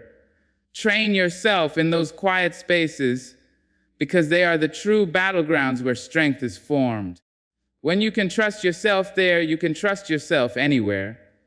And when you trust yourself anywhere, nothing in the world can shake you. Because mental strength is built in silence when you keep promises only you will know. Courage is the repetition that forges strength, and repetition is the path to mastery. One act of courage may lift you for a moment, but it is the daily decision to face fear again and again that makes you truly strong. Mental strength is not created by one bold choice alone. It is built in the rhythm of repeated courage. Every time you choose to step forward when hesitation calls you back, you add another layer of resilience to your soul. Every time you act with bravery, no matter how small, you are training your inner muscle to endure, to trust, to rise. We often think courage must be grand, a leap into the unknown, a loud declaration, a heroic act that others can see. But the truest courage is quiet. It is the repetition of showing up when you would rather hide. It is the willingness to keep trying after you have failed. It is the steady practice of confronting fear until fear loses its grip. Repetition teaches your spirit that fear is not final. Each time you face it, you weaken its hold and strengthen your own resolve. The mind learns through patterns. Just as muscles grow by lifting weight again and again, courage grows by repetition. You cannot build strength by standing still, and you cannot build courage by waiting until you feel ready. You grow by doing, by stepping, by repeating the act of bravery even when your heart trembles. With each repetition, courage becomes less of a visitor and more of a resident in your life. It becomes a habit. It becomes part of who you are. Repetition does not mean life will grow easier. It means you will grow stronger. The fears may remain, but your ability to face them will change. The doubts may still whisper, but their voice will not control you. Because through repeated courage, you will have proven to yourself that you can act in the presence of fear. That is the very essence of mental strength, not the absence of fear, but the refusal to be ruled by it. Think of a child learning to walk. The first steps are shaky, uncertain, and often end in falls. Yet with repetition, the child grows steady. In time, what once seemed impossible becomes natural. The same is true with courage. At first it feels overwhelming, but with practice, it becomes second nature. You learn to rise quickly after failure. to step forward even when afraid, to trust that you are stronger than you feel. Each repetition rewires the mind, reshapes the spirit, and builds the muscle of resilience. There is beauty in this process, for repetition does not only build courage, it builds mastery. You become not only someone who can face fear, but someone who knows how to channel it into strength. You learn the rhythm of resilience. You learn that every fall is an opportunity to rise. Every hesitation is a chance to act. Every setback is an invitation to practice courage once more. Mastery is not about perfection. It is about persistence. It is about choosing courage enough times that it becomes who you are, not just what you do. Courage repeated daily is like drops of water carving stone. At first the change is invisible, but over time it shapes your entire being. The fears that once held you prisoner no longer have the same power. The doubts that once silenced you lose their sting. And when larger storms come, you stand firm because courage has already been built into your foundation through countless small acts of bravery. So do not wait for courage to appear fully formed. Build it through repetition. Face the small fears so you will be ready for the great ones. Practice courage until it becomes a habit. Let repetition forge strength in you until mastery is born. And remember, courage is not a single spark, but the steady flame that grows brighter each time you choose it. Because courage is the repetition that forges strength, and repetition is the path to mastery. Strength does not arrive fully formed. It is crafted day by day until it becomes who you are. Too often, we look at those who seem unshakable and believe they were born that way, as if resilience is a gift given to a chosen few. But the truth is, strength is not an inheritance, it is a creation. It is the result of choices, of habits, of steady growth that comes from refusing to quit. No one wakes up suddenly unbreakable. Strength is shaped like clay, pressed and molded by every experience, every challenge, every decision to rise instead of retreat. The world teaches us to admire the final result, but what truly matters is the process. A mountain does not form in an instant. It rises layer upon layer, year after year. In the same way, your inner strength is built one day at a time. Each morning you rise despite fatigue, each promise you keep, each fear you confront, each burden you carry. These moments accumulate until they become part of you. What once was effort turns into instinct, and what once felt impossible becomes natural. That is the hidden power of daily growth. Patience is essential in this journey. Too many abandon the path because they expect immediate transformation. They expect strength to announce itself in loud victories, forgetting that true strength speaks quietly through consistency. It is not about becoming unshakable in a week or a month. It is about becoming a little stronger today than you were yesterday. Small progress compounds over time until the person who once doubted themselves becomes the person others look to for courage. Every fall, every failure, every moment of struggle is not wasted. They are the very tools shaping you. Strength does not grow in perfection, it grows in imperfection, in the days you stumble and still choose to try again. Think of the tree standing tall in the storm. It did not grow strong because life was easy. It grew strong because the winds tested it, because the rains beat upon it, because the seasons shaped its roots. In the same way, your strength is not diminished by hardship, it is born through it. As days pass, the changes within you may feel invisible, but they are there. Just as the sun rises a little earlier each morning in spring until the world is suddenly filled with light, so too does your strength expand gradually until one day you notice it has become part of who you are. You may not see the transformation daily, but others will. They will notice your calm in the storm, your steadiness under pressure, your quiet courage in moments of fear. That is when you realize strength has become your nature, not just your effort. Strength is not about having control over everything, it is about having control over yourself. It is about knowing that no matter what life brings, you can trust your ability to endure. This trust does not appear suddenly. It is built slowly through the repeated choice to stay, to fight, to believe, to rise. Day after day, you teach yourself that you are stronger than the difficulty before you. And eventually, this belief becomes unshakable. It becomes a part of your very being. There is a quiet peace that comes when strength becomes who you are. You no longer seek to prove yourself to others. You no longer fear every storm. You stand steady not because life is easy, but because you have built the resilience to withstand it. You have become someone whose strength is not borrowed, not temporary, not uncertain, but rooted, lasting, and real. And it all began with small choices repeated over time. So trust the process of daily growth. Do not rush the journey. Let each day add its layer. Let each trial shape you. Let each step build upon the last. In time, you will not just have strength, you will be strength. Because strength does not arrive fully formed. It is crafted day by day until it becomes who you are. Strength of the mind is not a sudden gift, but a steady building, a daily shaping, a quiet practice of resilience that turns into power. We have seen that consistency keeps us anchored, challenges become the weights that grow us, discipline defines our character, endurance turns pain into wisdom, silent promises build integrity, courage repeated becomes mastery, and daily growth transforms us until strength is no longer what we do but who we are. This journey is not about perfection, it is about persistence. It is about choosing again and again to rise, to keep faith, to keep building.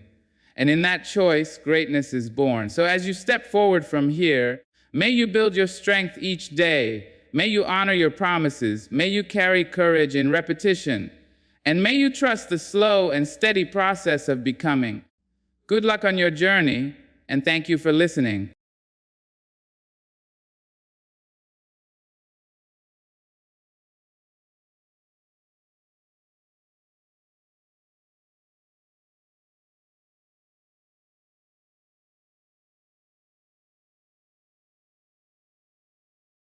Dear sisters, there comes a time when the heart feels heavy, the mind feels crowded, and the spirit feels restless.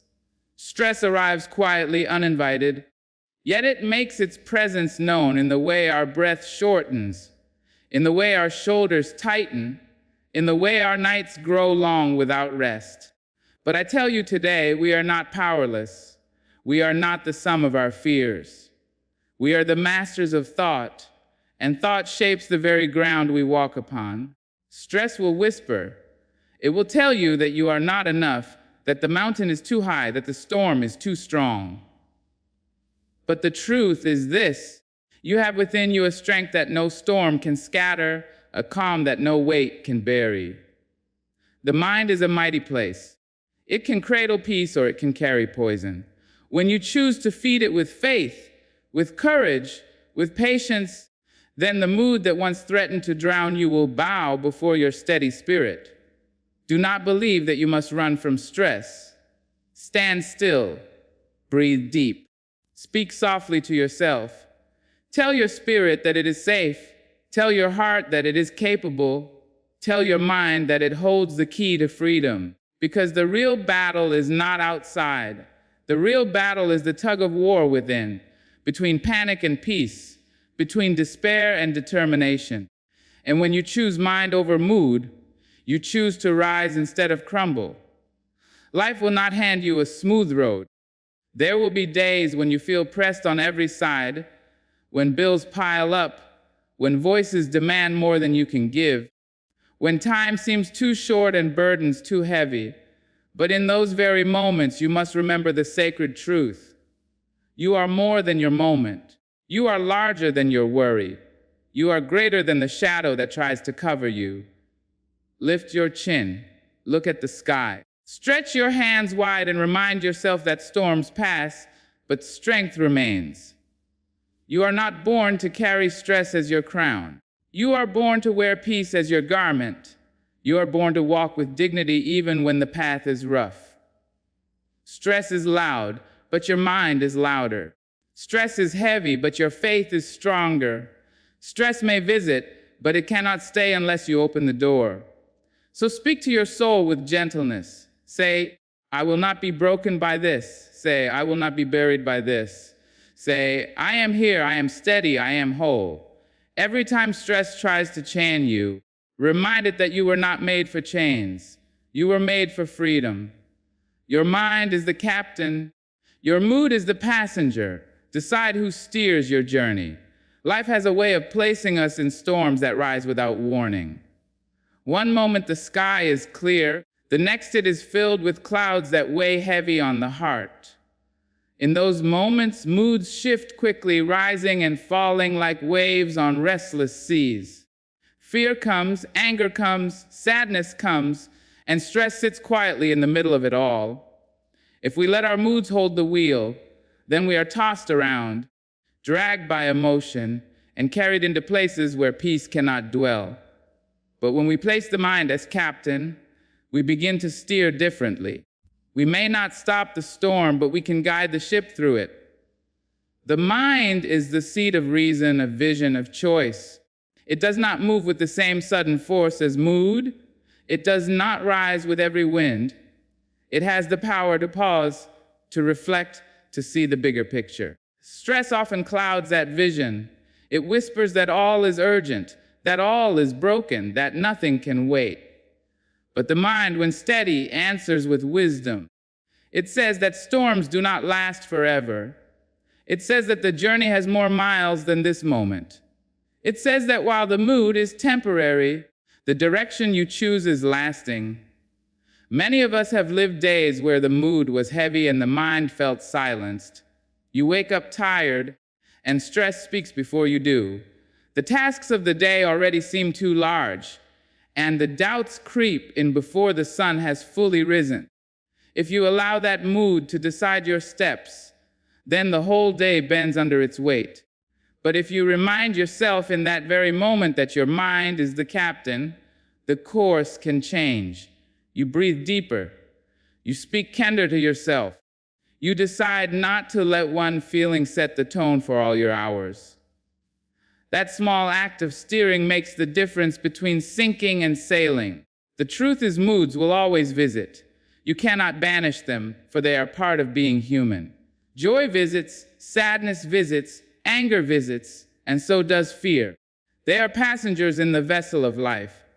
But passengers cannot take the wheel unless you hand it to them.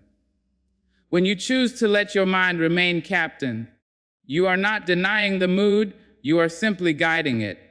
You acknowledge its presence, but you do not give it command. That is the art of winning the inner battle against stress.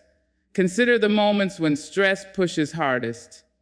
A deadline looms, a conflict arises, a loss stings, or uncertainty builds.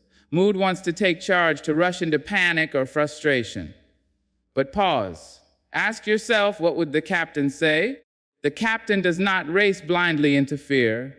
The captain charts the course, weighs the options, and leads with courage. When your mind takes its rightful place, stress begins to lose power.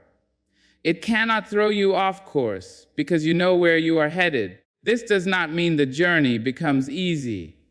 It means you walk with intention. It means that even when moods swell and storms rage, you know that you are not carried by them.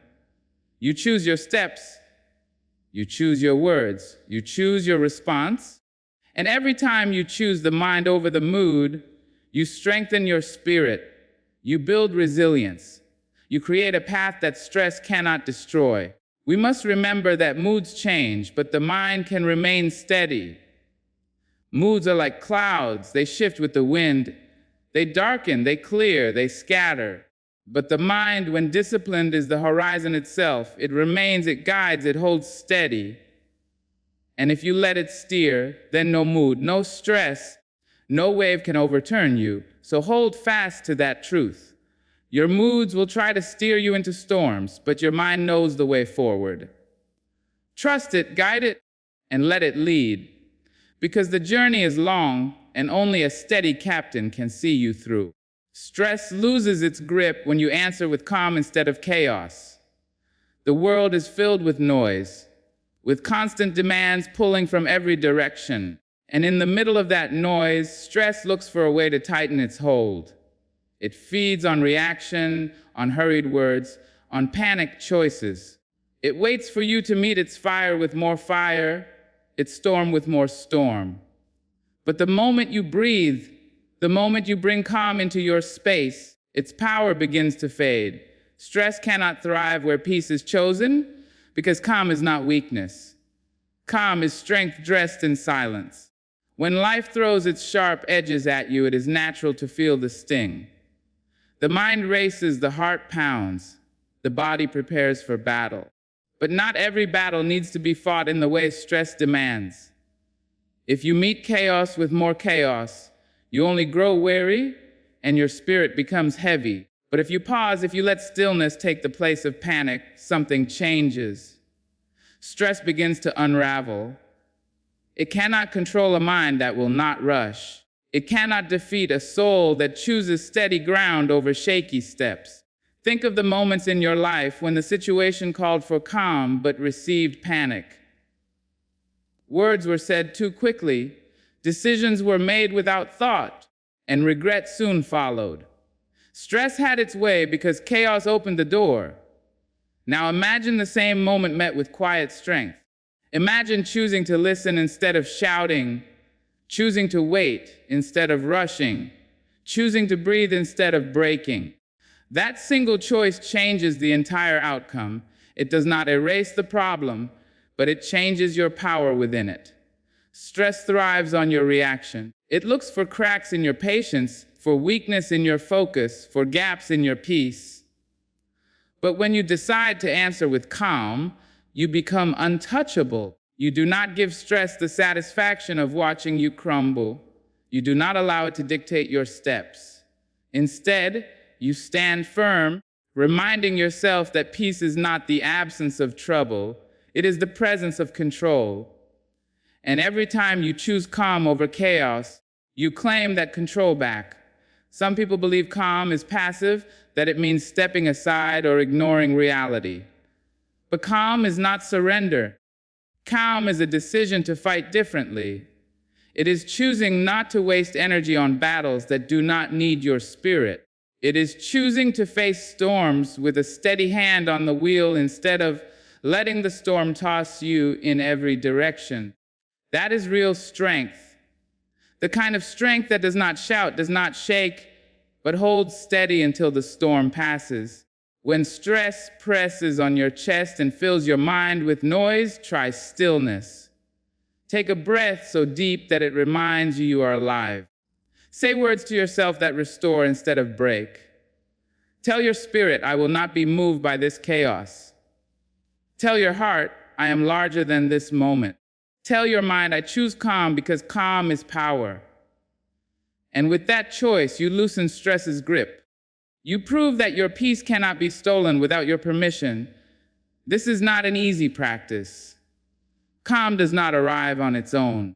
It is cultivated through patience, through awareness, through the willingness to pause before you respond.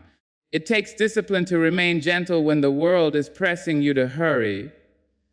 It takes courage to remain quiet when fear urges you to shout. But with practice, calm becomes your shield. It becomes the voice that speaks louder than stress, even in silence. And when calm becomes your way, life itself begins to change. The problems do not vanish, but your power to face them multiplies. The storms do not disappear, but you find that they no longer shake you as they once did. Stress may try to rise, but you have chosen a weapon that it cannot defeat. So remember this truth. Stress will always come knocking, but it loses its strength the moment you choose calm instead of chaos. And every time you make that choice, you win a battle many never realize they can fight. A steady thought can silence a storm louder than thunder. The storms of life do not always come with lightning in the sky or rain on the ground. Often they come quietly, inside the mind, where worries grow louder than words and fears echo without end. Stress builds itself on the noise of those thoughts, multiplying them until they feel too large to carry. But in the middle of all that noise, a single steady thought can bring quiet. It can stand firm against the roar, reminding you that storms are loud, but they are not lasting. The mind has a habit of running too quickly when trouble arrives. One small problem becomes a mountain. One heavy moment becomes a lifetime of burden. Stress thrives in this race of thoughts, pushing them to run faster, pushing you to lose balance. But when you take hold of one clear, steady thought, the race slows down. It is as if you plant a tree in the middle of rushing water. The current still moves, but you have something to hold on to. That is the power of a steady thought. It does not erase the storm, but it keeps you standing in the middle of it. Think of a time when worry filled your mind. Every thought said it was too much, that you could not make it through. Now remember the one thought that brought you comfort. Perhaps it was the reminder that you had faced trials before and survived. Perhaps it was the belief that nothing lasts forever. Perhaps it was the faith that there is a strength greater than your fear. That single thought, steady and unshaken, became the calm in your storm. And once it entered, the noise was not as loud, the fear not as strong, the stress not as heavy. The battle against stress is not always won by fighting harder. Sometimes it is won by holding still, by choosing a thought so steady that it becomes your anchor. For example, when the mood says you cannot go on, let the mind say, I have walked through fire before, I will walk again. When stress says it is too much, let the mind answer, I will take this step by step. When the storm says you are weak, let the mind reply, strength is already within me. That steady thought does not shout, yet it speaks louder than the storm. We must remember that thoughts are seeds. What you plant in your mind will grow. If you plant panic, you will harvest chaos. If you plant patience, you will harvest peace. The mood may try to scatter weeds, but your mind has the power to choose which seed it waters. Stress cannot survive where steady thoughts are planted daily. They become roots that hold you firm, branches that shelter you, fruit that nourishes you when life is dry. It takes discipline to find a steady thought in the middle of panic. It is not easy to quiet the mind when everything feels urgent, but that is where practice becomes important. Train yourself to return to thoughts that ground you. Write them down, repeat them, carry them with you like a compass. They are not just words, they are lifelines. They remind you that storms pass, but the mind can remain strong. Some may think a steady thought is too simple to defeat stress, but simplicity is often the greatest power. Stress complicates, it multiplies, it overwhelms. A steady thought does the opposite. It reduces, it centers, it clarifies. It reminds you that no storm has the final word, that your spirit is stronger than the noise, and that peace is always possible even when life feels unkind. So the next time stress tries to rise like thunder, reach for that thought that steadies you. Hold it close, repeat it until it feels like truth in your bones. And as you hold it, you will notice the storm losing its voice, the thunder fading into silence, the fear bowing before your calm, because a steady thought, though small, can silence even the loudest storm. Victory is not in avoiding stress, but in mastering your response to it. Too often we believe that peace is only possible when life is smooth, when there are no burdens to carry and no storms to weather. But life has never promised that kind of calm. It is not the absence of struggle that makes us strong. It is the way we rise to meet it. Stress will come in many forms, through work, through family, through loss, through the unknown. You cannot run from it. You cannot hide from it. You cannot wish it away. But you can decide how you respond, and that choice is where victory is found. Avoiding stress is like trying to stop the tide from touching the shore. You may delay it for a moment, but it will always return. The wiser way is to learn how to swim when the waters rise. If you spend your life waiting for a world without stress, you will never know peace. But if you train yourself to respond with courage, with clarity, and with calm, then stress cannot break you. It may test you, but it cannot undo you. There are people who seem unshaken even in the heaviest storms. It is not because they live without stress, but because they have mastered the art of response. They know when to pause instead of panic. They know when to breathe instead of break. They know that life's weight does not have to crush them because they choose to carry it differently. That choice is within every one of us. It is not found in denying stress, but in learning how to rise when it arrives. Consider this truth: stress feeds on fear, and fear feeds on reaction. When you respond without thought, when you let emotions lead without guidance, stress multiplies. But when you take a step back, when you respond with patience, when you remind yourself that storms are temporary, stress begins to weaken. The storm does not change, but your power within it does. That is the secret of victory. It is not about removing the storm. It is about strengthening the sailor. We must understand that our response to stress is not built in a single day. It is a practice, a discipline, a way of living. Every moment you choose patience over panic, you strengthen the muscles of resilience. Every time you choose understanding over anger, you sharpen the mind's wisdom. Every step you take with calm instead of chaos builds a foundation that stress cannot shake. Victory is not sudden. It is built choice by choice, response by response. There will be days when stress feels heavier than usual, when even the strongest spirit feels tired. On those days, the victory is not in pretending to be untouched. The victory is in choosing not to be defeated. You may stumble, but you stand again. You may bend, but you do not break. You remind yourself that the response matters more than the pressure, that the way you rise is greater than the weight that tries to pull you down. To master your response is to take back control from stress. It is to remind yourself that moods are temporary, but your choices are lasting. It is to believe that even when the world is loud, your mind can speak louder with peace, with patience, with strength. And when you begin to live this way, you discover a freedom that no storm can steal. Stress may enter your life, but it cannot live there. It may visit your mind, but it cannot own your spirit. So let us not chase the impossible dream of a life without stress.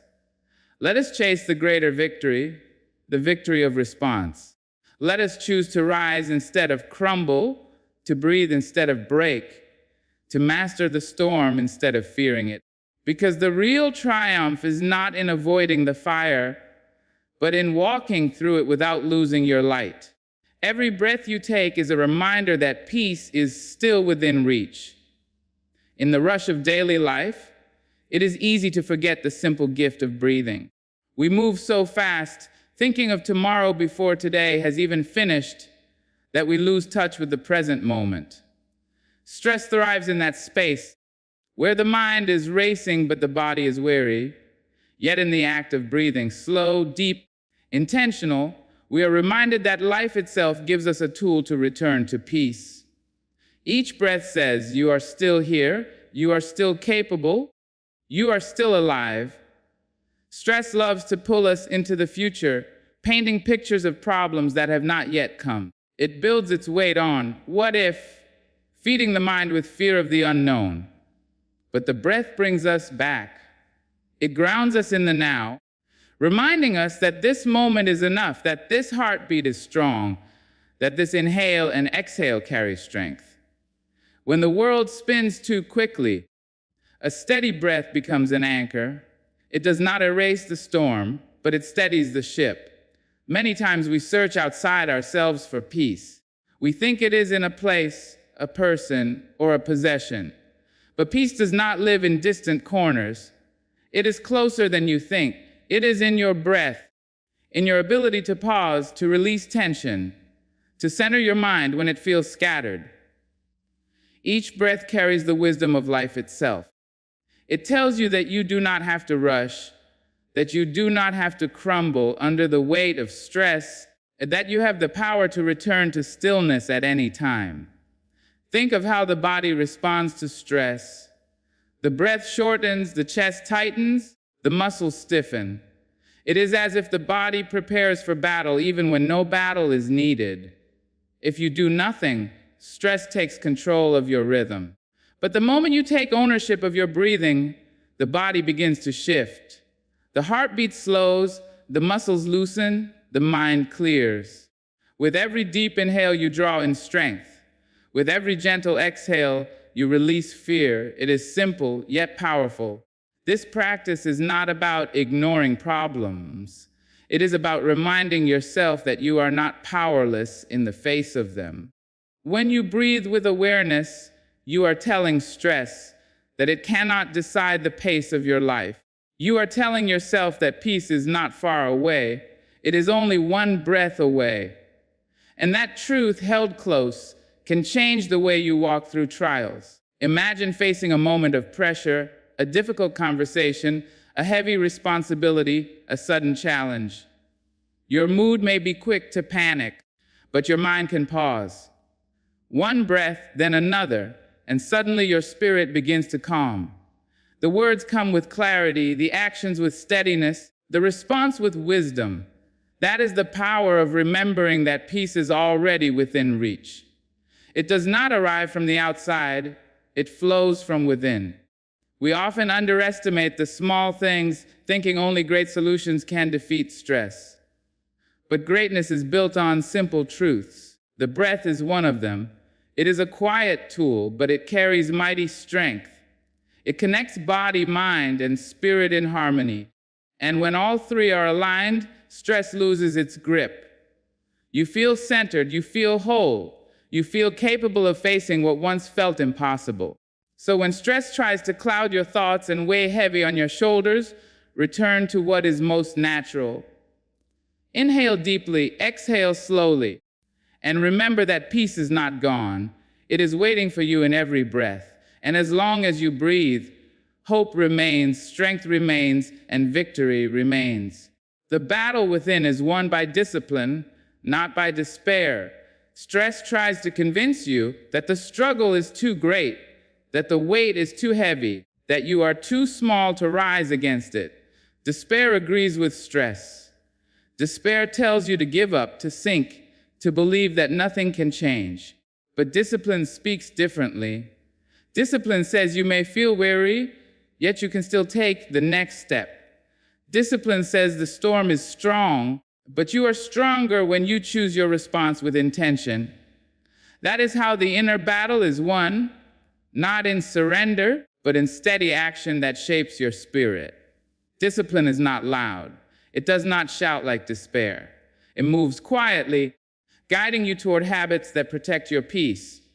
It is waking up and deciding to breathe deeply before the day begins. It is choosing to pause when emotions try to pull you too quickly.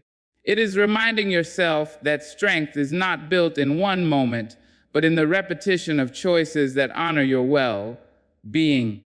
Stress thrives when you live without order, but discipline brings order where chaos tries to reign. Despair tells you that stress is permanent. Discipline reminds you that it is passing. Despair wants you to focus on everything at once, so you drown in the weight of it.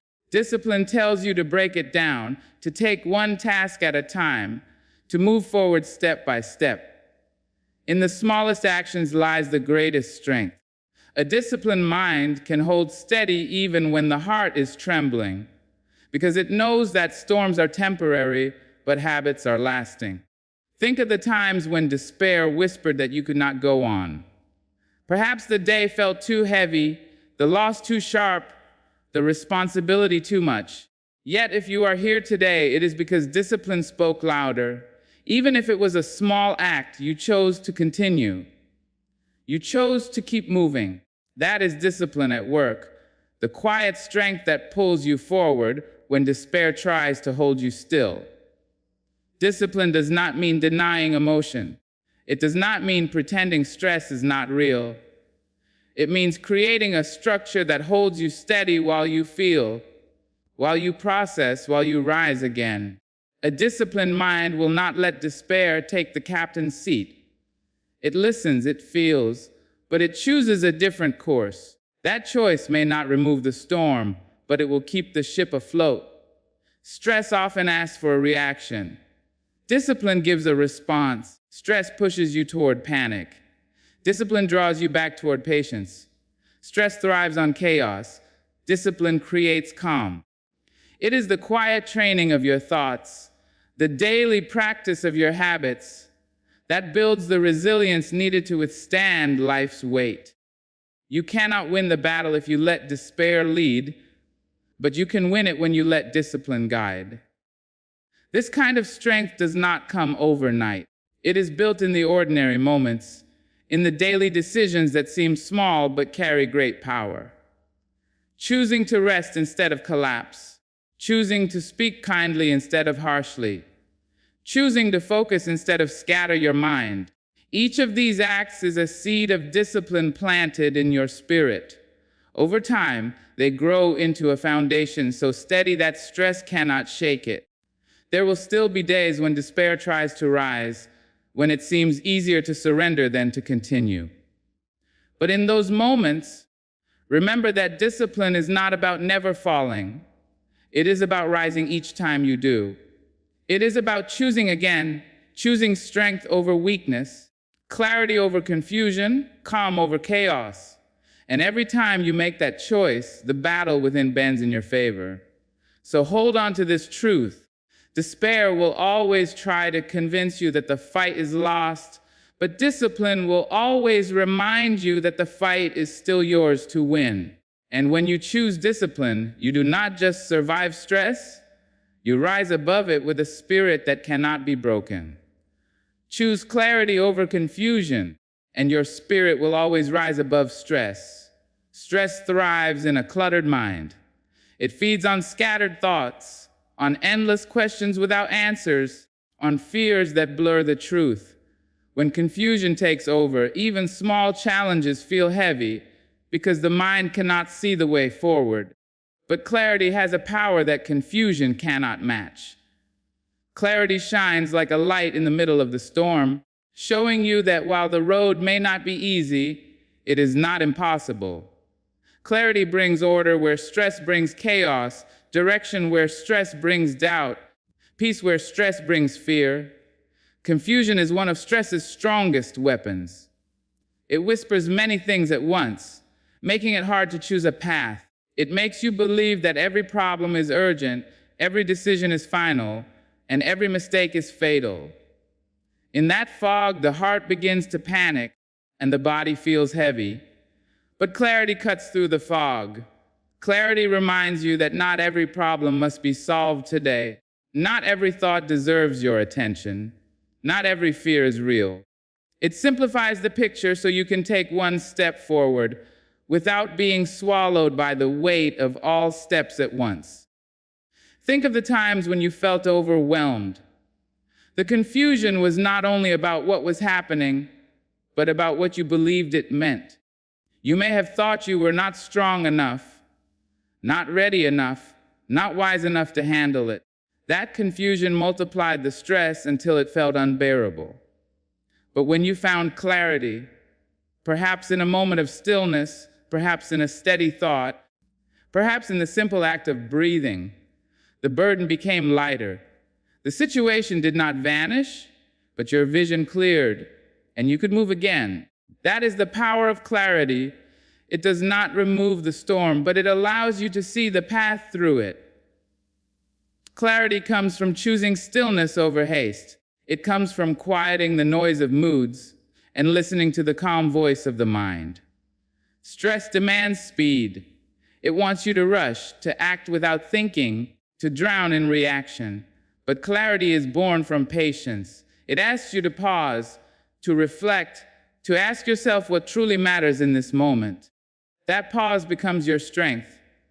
It is the pause that saves you from regret, the pause that turns chaos into order, the pause that reminds you that you are not lost. You are simply learning where to go next. Stress cannot survive where clarity is chosen. When your mind is clear, you no longer waste energy on confusion. You no longer fight battles that do not matter. You focus on what you can control, and you release what you cannot. That choice lifts your spirit higher than stress can reach. It gives you freedom Because clarity is not about knowing everything. It is about knowing enough to take the next right step. This is why clarity must be a practice, not a single moment. Each day, you must choose it. You must clear space in your mind by letting go of thoughts that serve no purpose. You must speak words to yourself that bring focus, not fear. You must allow silence to guide you when noise tries to overwhelm you. With each choice, you train your mind to seek clarity first, and confusion loses its power to control you. There will be times when the fog is thick, when clarity feels far away. But even in those moments, do not surrender to confusion. Take one breath, ask one question. What is the next small step I can take? That question alone can bring clarity because it shifts the focus from the impossible to the possible, from the overwhelming to the manageable. And that shift is what lifts the spirit above stress again and again. So when life feels heavy and confusion tries to cloud your way, do not let stress have the final word. Choose clarity. Choose focus. Choose the light that shows the path forward. And in that choice, you will always find the strength to rise. We have walked together through the truth that stress is not the master of our lives unless we allow it to be. We have seen that the mind is the captain and moods are only passengers, that calm answers chaos, that a steady thought can quiet the loudest storm. That victory is not in avoiding stress, but in mastering how we respond, that every breath reminds us peace is near, that discipline carries us when despair tempts us to surrender, and that clarity will always lift us higher than confusion. These truths are not far from you. They are within you, waiting to be chosen each day. Life will not promise a path free of storms, but it does promise that storms pass and you remain. You are stronger than the noise, greater than the weight, and capable of carrying yourself with dignity even when the world feels heavy. Remember that stress is not your crown, peace is. Stress is not your truth, strength is. So as you leave here, carry with you the courage to choose your mind over your mood again and again. And every time you do, you will not only win the inner battle against stress, you will discover a freedom that no storm can steal. Good luck on your journey. May peace be your companion, and thank you for sharing this moment with me.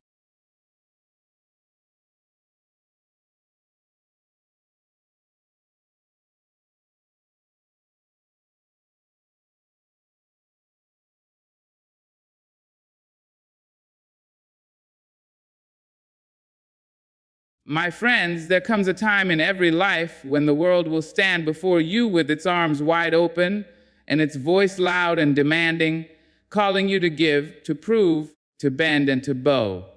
From the moment you open your eyes each day, there are hands that reach for you, voices that ask of you, and burdens that are placed upon your shoulders. The world will ask you to keep moving, to keep working, to keep performing until you feel like there is not a breath left for yourself. But in that whirlwind of demand, in that sea of noise, you must learn the sacred art of making space for yourself. For if you do not carve out a place to stand, the tide will carry you away. You were not born simply to be consumed by the world. You were born with light in your chest, fire in your bones, and a rhythm in your soul that belongs to no one else. That rhythm is your song. That fire is your truth. And when the world cries out for more than you can give, you must remember that you are not a servant to every voice. You are a child of grace. You are a vessel of beauty. You are enough as you are, and it is not selfish to protect the temple of your spirit. Let me tell you, it is not easy. People will tell you that you owe them everything. They will look at you with eyes that seem to measure your worth by what you provide, by what you produce, by how fast you run to meet their call. And if you are not careful, you will spend all your days pouring and pouring until you are nothing but an empty jar on a forgotten shelf. But there is a lesson you must carry. You cannot serve the world from a place of emptiness. You cannot offer love if you have not loved yourself. You cannot lift another soul if your own knees are shaking under the weight. So I urge you, with every beat of my heart, take the time to breathe. Take the time to sit with yourself in the quiet corners of the morning or the soft folds of the night. Claim your joy without apology. Protect your peace as though it were your crown. For peace is not a gift others can hand to you. It is a treasure you must guard with gentle strength. My beloved friends, there is a truth we often forget in the rush of life. Protecting your peace is not selfish, it is necessary for your strength. Every day the world pulls at you, asking you to stretch yourself thinner, to give more, to be more, to move faster. People will call your name from every corner, and their needs will press against your chest like heavy hands. In the midst of those demands, you can lose your breath, your rhythm, even your sense of who you are. And yet you are called to guard your peace, because without it, the very core of you begins to crumble. Peace is the ground beneath your feet.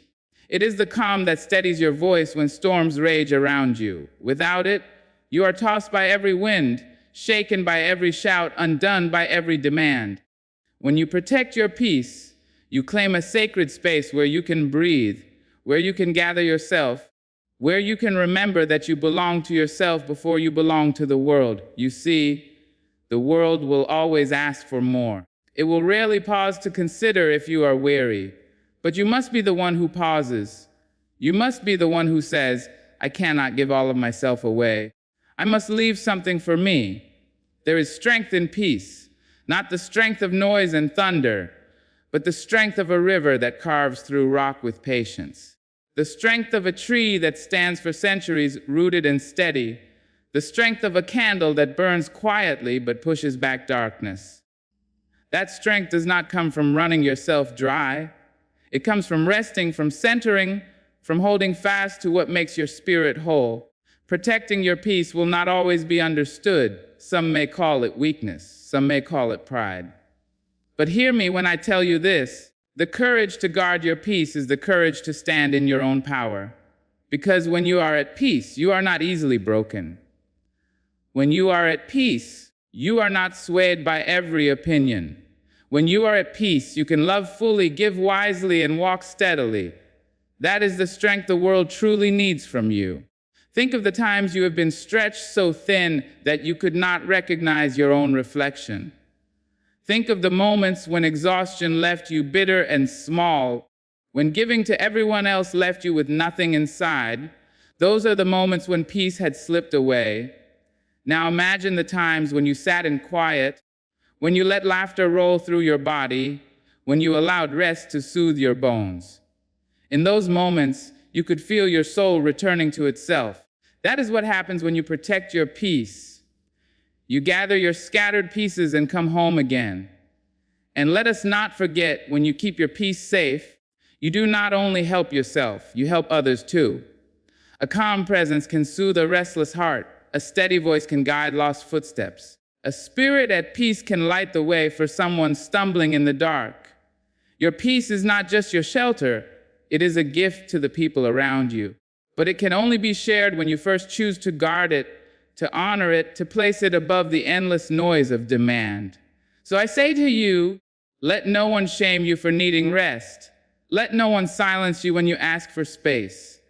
Let no one convince you that your peace is not worthy of your protection, because peace is the soil in which your dreams grow.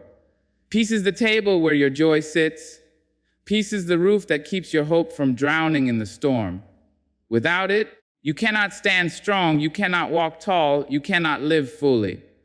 My dear ones, there is a truth so simple and yet so often forgotten. You cannot pour from an empty cup, so you must fill your spirit first. Life will reach for you with hands outstretched, and every voice will cry for a piece of your time, your care, your energy.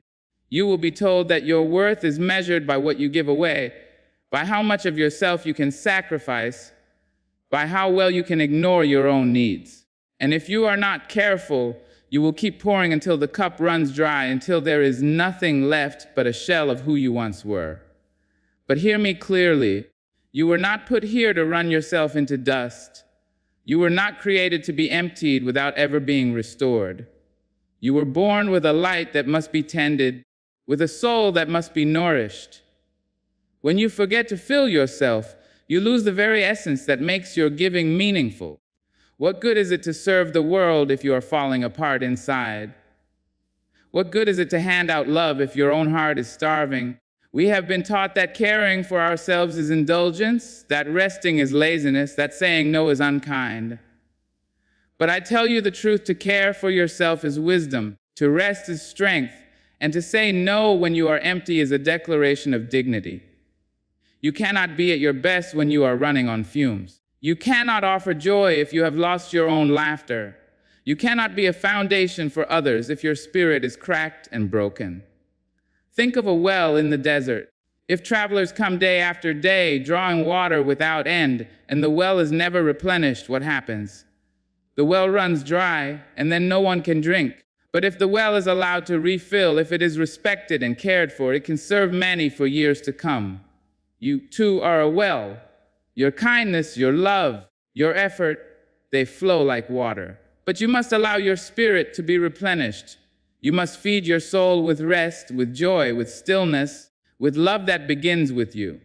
Do not believe the lie that caring for yourself is selfish. It is necessary. When your cup is full, you give with abundance. When your cup is full, you do not give in bitterness or resentment, but with joy and gratitude. When your cup is full, your love flows like a river, steady and alive. But when your cup is empty, every act becomes a burden. Every gift feels heavy. Every word you speak carries the weight of exhaustion. The difference is clear, and the choice is yours. Filling your spirit first does not mean you ignore the needs of others. It means you honor the truth that you are a human being, not an endless supply. It means you wake in the morning and remember that you matter too. It means you breathe deeply, you take time to rest, you surround yourself with beauty, you allow laughter to rise without reason, you honor the simple joys that keep your heart alive. These are not small things. They are the very fuel that allows you to stand tall in a world that demands so much. And let me tell you, when you live this way, you teach others something powerful. You show them that it is possible to give and yet remain whole. You show them that it is possible to care deeply and still guard your own light. You show them that true service comes not from exhaustion, but from fullness. You become an example of balance, of wisdom, of courage. So let the world call, let the demands rise, let the needs press upon you. Stand firm and remember, you cannot pour from an empty cup. Fill yourself first, not in shame, but in strength. For when your spirit is full, your life becomes a gift that never runs dry. There is a lesson life will teach you again and again if you are willing to listen. Saying no to the world can often mean saying yes to yourself. From the moment you rise each morning, the world will bring its invitations, its requests, its demands that stretch across your time, your energy, your body, and your mind. The voices will be many. They will ask you to show up when you are weary, to smile when your spirit is breaking, to work when your strength is fading, to give when your hands are already empty.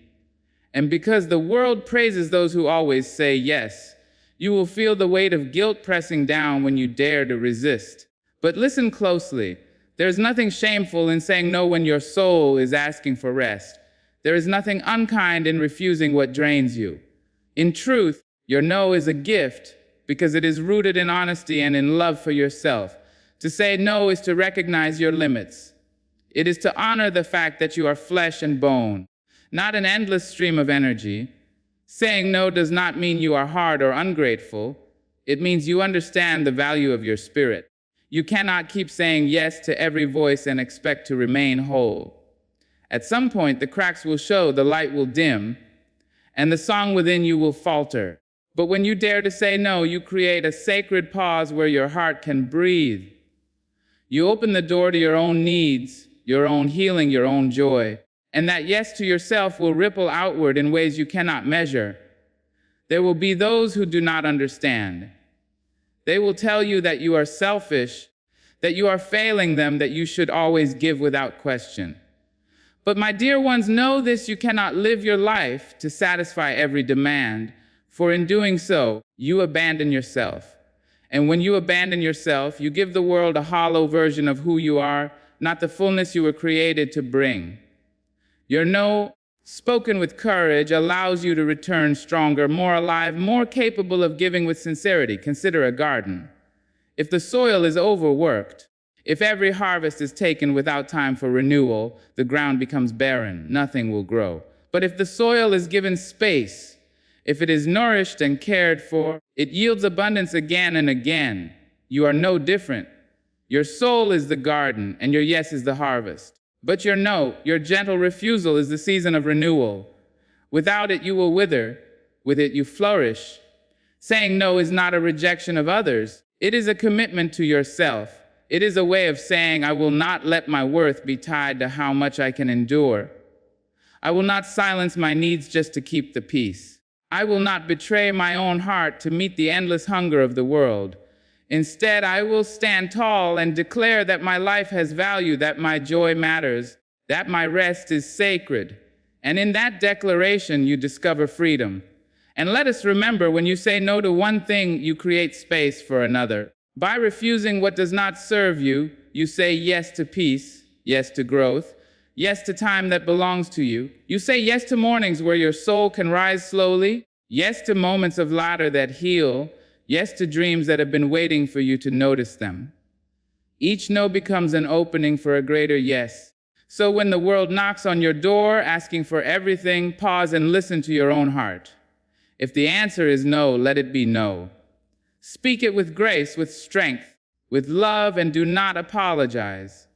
For in that moment, you are saying yes to your spirit, yes to your wholeness, yes to the life you are meant to live.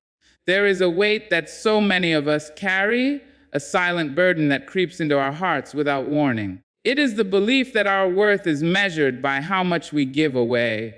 From childhood, many of us are taught to prove our value through endless doing, through constant giving, through tireless sacrifice. We are told that the more we pour out, the more we matter. That the busier our days, the more successful our lives. That the more we bend and serve and stretch ourselves thin, the more loved and respected we will be. But my friends, that is a lie dressed as virtue. Your worth does not come from the weight you carry. Your worth does not rise and fall with how much of yourself you hand over. Your worth is not for sale, it is not for trade, and it is not for negotiation. You are worthy simply because you are here. You are worthy because you breathe, because you feel, because you are alive with purpose and possibility. The world will try to trick you into thinking otherwise. It will put badges on the busiest. It will give crowns to those who never stop. It will hold up exhaustion as if it were a trophy. But what good is a trophy if your spirit is broken? What good is recognition if you are too weary to enjoy it? What good is applause if your own heart is left in silence? Giving is beautiful when it comes from a place of fullness. Serving is powerful when it flows from strength. Sacrifice is sacred when it is chosen, not forced. But when you give because you fear being unseen, when you sacrifice because you are told you are not enough, when you serve until your soul is empty, that is not love. That is a slow unraveling, and it is not the life you were created to live. There must come a moment when you stop and remember who you are beyond what you give. You are not just hands that serve, you are a heart that beats with dreams. You are not just shoulders to carry burdens, you are a soul worthy of rest. You are not just a vessel to be emptied, you are a light meant to shine. If you tie your worth to giving, you will spend your days chasing approval that will never fill you. But if you anchor your worth in the truth of your being, then every act of giving becomes free, joyful, and alive. Think of the times you gave out of fear, fear of being unloved, fear of being forgotten, fear of being called selfish. That giving left you tired, bitter, aching. Now think of the times you gave out of love, when your heart was full, when your soul was steady, when you knew you mattered even without the giving. That kind of giving was light, was joy, was peace. The difference lies not in what you gave, but in what you believed about yourself when you gave it. So I urge you, stop measuring your worth in the coins of exhaustion. Stop letting the world decide your value based on how much of yourself you can burn away. Your worth is constant, it unshaken, unchanging. It was set before you lifted a finger. It was written in you long before you ever gave your first gift. And when you know that truth, you begin to give differently. You no longer pour yourself out to prove something. You pour because you are already enough. When the world demands everything, stand tall and say, I do not need to empty myself to matter. I do not need to sacrifice my joy to be seen. I do not need to lose myself in giving to prove that I am worthy. I am worthy as I am, and my worth will not be measured by exhaustion. Protect that truth and hold it close, for it will keep you steady in a world that demands without end. There is a power many overlook because it does not shout, it does not rush, it does not seek the world's applause. Stillness is power, and rest is a form of resistance. We live in a time where everything demands speed, where constant activity is seen as success, where running without pause is mistaken for strength. The world tells you to keep moving, to stay busy, to never stop, as though stopping would mean you are falling behind. But let me tell you, stillness is not weakness, it is wisdom. Rest is not laziness, it is life. When you choose stillness in a world that glorifies exhaustion, you are choosing strength on your own terms. There is a quiet kind of power that rises when you allow yourself to rest. It is the power of a river that flows calmly but shapes valleys and mountains with time. It is the power of the earth when it lies still beneath the stars, renewing itself in silence. In that stillness, your mind clears, your body heals, your spirit breathes again, you return to yourself. Without rest, you are like a candle burning too fast, a flame that dazzles for a moment but dies before its time. With rest, you are a fire that lasts through the night, steady and bright. The world may tell you that pausing is falling behind. It may whisper that you will lose your place if you stop. But hear me, rest is not falling behind, it is stepping into alignment. Stillness is not losing ground, it is finding your center. The strongest voices, the most resilient hearts, the most enduring spirits are not those who run without end, but those who know when to pause, when to breathe, when to gather strength again. Think of the trees, they do not bloom in every season. They rest in the winter, they stand bare and quiet, and in that stillness life is preparing to rise again. Think of the ocean, it does not crash endlessly without pause. It rises, it falls, it retreats, it returns. The rhythm of nature itself is built on rest, and yet we try to live as though we can go without it. But we are not machines. We are living beings. And living beings need stillness. They need space. They need time to remember who they are when the noise of the world grows too loud. Choosing rest is an act of courage because it defies the world's demands. It is a form of resistance because it says, I will not be consumed. I will not let this world take every ounce of me. I will protect my body. I will honor my mind. I will guard my soul. And in that choice, you are not only preserving yourself, you are teaching the world a different way to live. You are showing that power is not in endless striving, but in balance, in wisdom, in care for the self. Some will call you lazy when you rest. Some will say you are weak when you are still. But know this, those who cannot rest are often the ones who are truly weary. Those who cannot stop are often the ones running from emptiness. True strength is not in constant motion. True strength is in knowing when to move and when to be still. In stillness, you hear your own voice again. In rest, you rediscover your dreams. In silence, the noise of the world fades, and the truth within you rises. That is where creativity is born. That is where healing begins. That is where the soul remembers its light. So do not be afraid to pause. Do not be afraid to rest. Do not be afraid to step back when the world demands you keep going. In your stillness lies your power, and in your rest lies your resistance. Protect it, honor it, and carry it with pride, for it will keep you whole when the world demands everything. There is something profound that happens when you decide to make space for yourself. Making space for yourself allows your true voice to rise. So often in life, the noise of the world drowns out the sound of your own spirit. The demands of others, the expectations placed upon you, the endless stream of responsibilities, all of it can push your own voice into silence. You begin to forget what you wanted, what you dreamed, what you believed. You become an echo of what the world needs rather than the song of who you are. But when you carve out that sacred space, when you choose to step back from the constant clamor, you allow your voice to breathe again. And that voice, my friends, is your power. Your voice is not just the words you speak. It is the truth that beats within you. It is the quiet knowing of what you value, of what you love, of what you will stand for and what you will no longer accept. When you make space for yourself, that truth begins to rise like dawn after a long night. It speaks in whispers at first, reminding you of your worth, guiding you back to your center. And if you keep honoring that space, the whisper grows into a steady, unwavering voice that will not be silenced. The world is filled with voices trying to tell you who you should be. They tell you how to look, how to live, how to succeed, how to fit into their mold. If you let them, those voices will bury your own.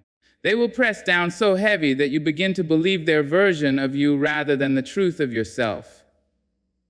But the moment you step back, the moment you make room to breathe, the soil of your spirit softens and your own voice begins to push through.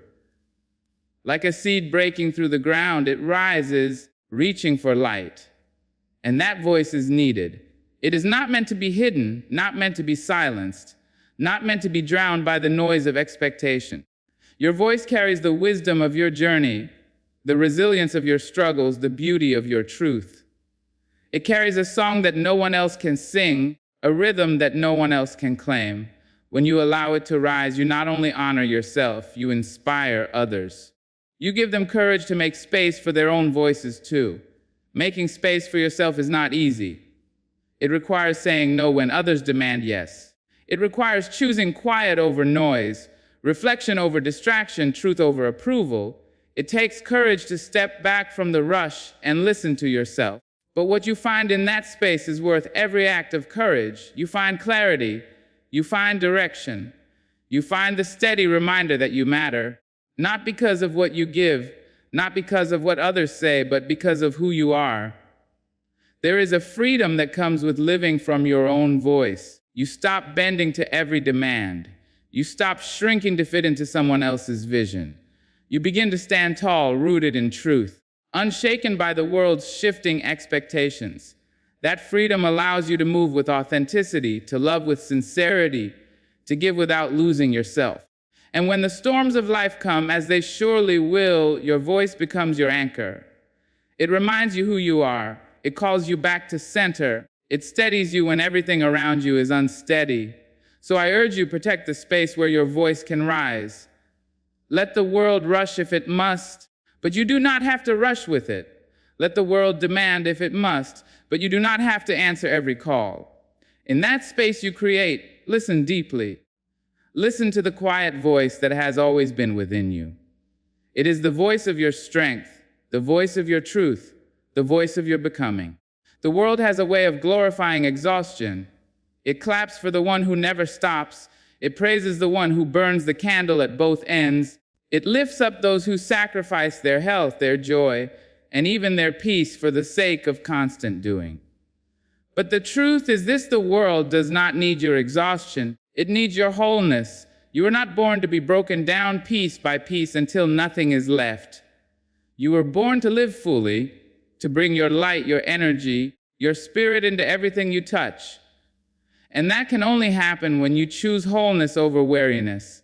Wholeness means you bring all of yourself into the world: the laughter, the creativity, the strength, the quiet wisdom, the love that flows freely when you are at peace. Exhaustion, on the other hand, leaves you hollow.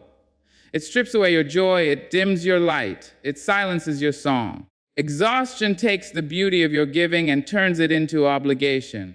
Wholeness takes that same giving and makes it alive, vibrant, and meaningful. The difference is not in what you do, but in how you show up. And you can only show up whole when you protect yourself from being consumed by endless demands. Think of it like this: a cracked vessel cannot hold water. A broken foundation cannot support a home. A weary soul cannot sustain a life of purpose. If you allow the world to push you into constant exhaustion, you will eventually find yourself running on empty, offering pieces of yourself that no longer carry life. But when you honor your wholeness, when you take time to restore, when you nurture your body, mind, and spirit, then what you give is pure, strong, and overflowing. Wholeness does not mean perfection. It does not mean you never feel tired or stretched. It means you know when to pause, when to rest, when to gather yourself again. It means you recognize that you are more than what you produce, more than what you achieve, more than how much you give. It means you see yourself as a living soul with needs, with dreams, with worth that does not have to be earned through exhaustion. The world may try to shame you for protecting your wholeness. It may call you weak for resting, selfish for saying no, unproductive for taking time for yourself. But do not listen. For when you are whole, you are stronger than you have ever been. You are more present, more alive, more capable of making a difference. You are not just surviving the demands of life, you are thriving in spite of them. Imagine for a moment the people you admire most, those who radiate strength, grace, and wisdom. They are not the ones who are endlessly worn down. They are the ones who carry balance, who know when to give and when to rest, who understand that their wholeness is their power. They walk into a room and bring calm. They speak and their words carry weight. They act and their actions ripple with meaning. That presence does not come from exhaustion. It comes from wholeness. You too can live this way. You can decide that your life will not be a race to depletion. You can choose to step off the path of endless striving and onto the path of balance and peace. You can decide that your health, your joy, your love, your dreams matter just as much as the demands placed upon you.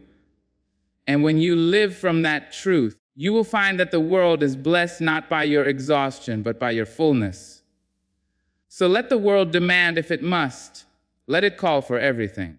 You do not have to give it your wholeness in exchange for approval. You do not have to hand over your joy to prove your worth. You do not have to destroy yourself to be seen. Stand firm in your truth. The world does not need your exhaustion, it needs your wholeness.